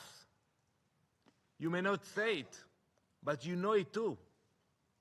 At least be honest about what your statements really mean. Empowering Hamas and allowing them to continue to exploit the people of Gaza and threaten the people of Israel, that's what it means if they will stay there. And I tell you today, we will never allow that to happen. Mr. President, this Council can keep chasing distractions or return to core principles. The hostages, say their names, demand proof of life, demand they receive aid, medical care, and visits from the Red Cross. Use real pressure on those who hold leverage over Hamas. Make their return the first sentence of every statement in this chamber until they are home. Hamas's rule must end. Any meaningful future for Palestinians and Israelis require it. You cannot build accountable institutions around murderous terrorists. Israel will keep doing the hard work. We will bring our people home. We will dismantle Hamas's war machine. Ilana, to you, to Matan's family, and to all the families. We will not be diverted. We will not be deterred. We will bring them all back home. Thank you, Mr. President. Agradezco a la delegación de Israel su declaración. La delegación de Francia ha solicitado la palabra para formular una nueva declaración. Tiene la palabra. Je vous remercie, Monsieur le Président, et désolé de prolonger un peu cette session, mais ce sont des sujets graves et lourds que la question des otages. Je ne répéterai pas ce que j'ai déjà dit, et notre solidarité sur la question et la nécessité de libérer les otages le plus rapidement possible. Je voudrais m'inscrire en faux sur deux points minima qui ont été évoqués, mais qui touchent mon pays, la France. Le premier point, c'est cette assertion selon laquelle la politique que nous suivons, la solution des deux États, l'initiative que nous portons avec l'Arabie saoudite puisse en quoi que ce soit pouvoir être instrumentalisée par le Hamas. Nous savons que le Hamas a ses propres voies et moyens de communiquer. Nous ne sommes absolument en rien responsables de la manière dont ceci est instrumentalisé du côté du Hamas. Et j'aimerais citer une partie de la lettre du président de la République adressée au Premier ministre israélien pour, si cela était besoin, clarifier à nouveau le fait que la déclaration de New York, ça c'est mon deuxième point, n'est absolument pas adressée ou ne concerne pas, si je peux m'exprimer ainsi, la question du Hamas. Nous ne l'avons pas pris sous cet angle-là, nous nous adressons à des États. Et ce que nous disons, c'est que le Hamas n'a pas sa place dans l'État palestinien demain. Je cite donc la lettre du président de la République. Notre détermination à ce que le peuple palestinien dispose d'un État est ancrée dans notre conviction qu'une paix durable est essentielle à la sécurité de l'État d'Israël, à sa pleine intégration régionale dans un Moyen-Orient enfin en paix, à une logique de normalisation que nous soutenons et qui doit pouvoir être menée à son terme au plus vite. Cette paix durable passera par la création d'un État palestinien souverain, reconnaissant Israël et son droit à la sécurité, démilitarisé, vivant dans la paix à vos côtés. En aucun cas, cette double conviction ne reflète une quelconque complaisance permettant au Hamas ou à d'autres groupes terroristes d'utiliser un tel État pour menacer votre pays à l'avenir. L'État palestinien doit constituer la fin du Hamas. Je m'arrêterai là, vous pouvez lire évidemment les autres éléments de cette lettre, mais je crois que c'est suffisamment clair. Et dans la déclaration de New York, et je tiens à le redire, cette déclaration exprime très clairement et sans aucune naïveté la fin du Hamas et son désarmement. Je vous remercie. Agradezco a Francia su declaración y me permito hacer extensiva un agradecimiento sincero al cuerpo de intérpretes que nos han permitido continuar sin interrumpir esta sesión y cuya resiliencia, para utilizar una palabra conocida por todos nosotros, es encomiable y merece nuestro sincero agradecimiento. Observo que la delegación de Argelia ha solicitado la palabra. Ha solicitado la palabra. Tiene usted la palabra. Monsieur le Président, je ne voudrais pas prolonger davantage cette réunion. Et j'ai beaucoup hésité avant de demander la parole.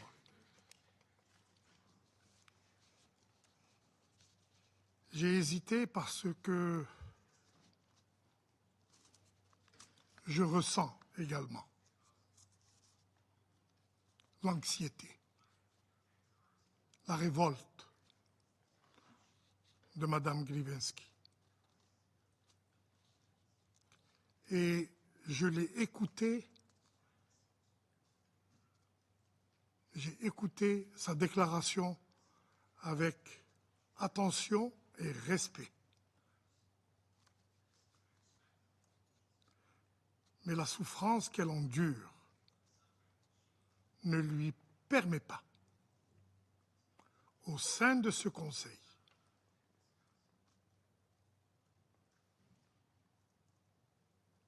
l'action qu'elle a eue, c'est-à-dire gêner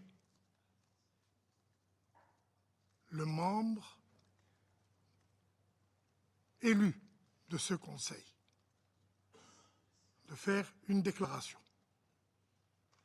Malgré son anxiété, malgré ses souffrances, malgré sa révolte, cela ne l'autorise pas, en tant que membre invité, à faire un témoignage devant ce Conseil, à gêner la déclaration d'un membre élu de ce Conseil. Je ne voudrais pas répondre également à la déclaration du représentant du gouvernement israélien, simplement pour regretter qu'il y a 2 jours, il y a eu 20 morts lors d'un bombardement autorisé par l'armée israélienne. 20 morts, dont 5 journalistes, y compris la pauvre Myriam. Il y a eu aussi des travailleurs humanitaires. Il y a eu des ambulanciers. Pas un seul mot n'a été prononcé à l'égard de ces 20 vies humaines. Des vies humaines qui avaient des familles, qui avaient des enfants. Pas un seul mot de regret, en tout cas devant ce Conseil. Je ne voudrais pas prolonger cette réunion qui a été pénible pour nous tous, parce que nous avons tous ressenti, au-delà des positions de chacun de nos pays, un profond sentiment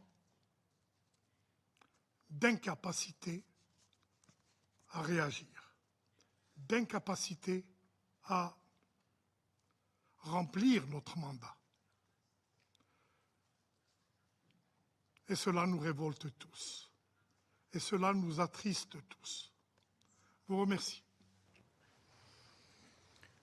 Agradezco al representante de Algeria su declaración adicional y entiendo las razones de su molestia, a la vez que me disculpo por no haber intervenido de manera oportuna para haber hecho un llamado al decoro cuando su intervención estaba siendo interrumpida.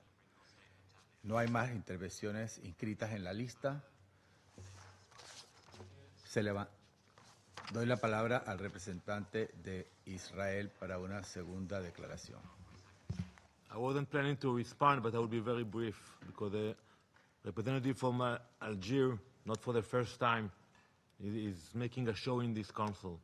But I would advise you, before you make a show, check the facts. And I spoke about the facts.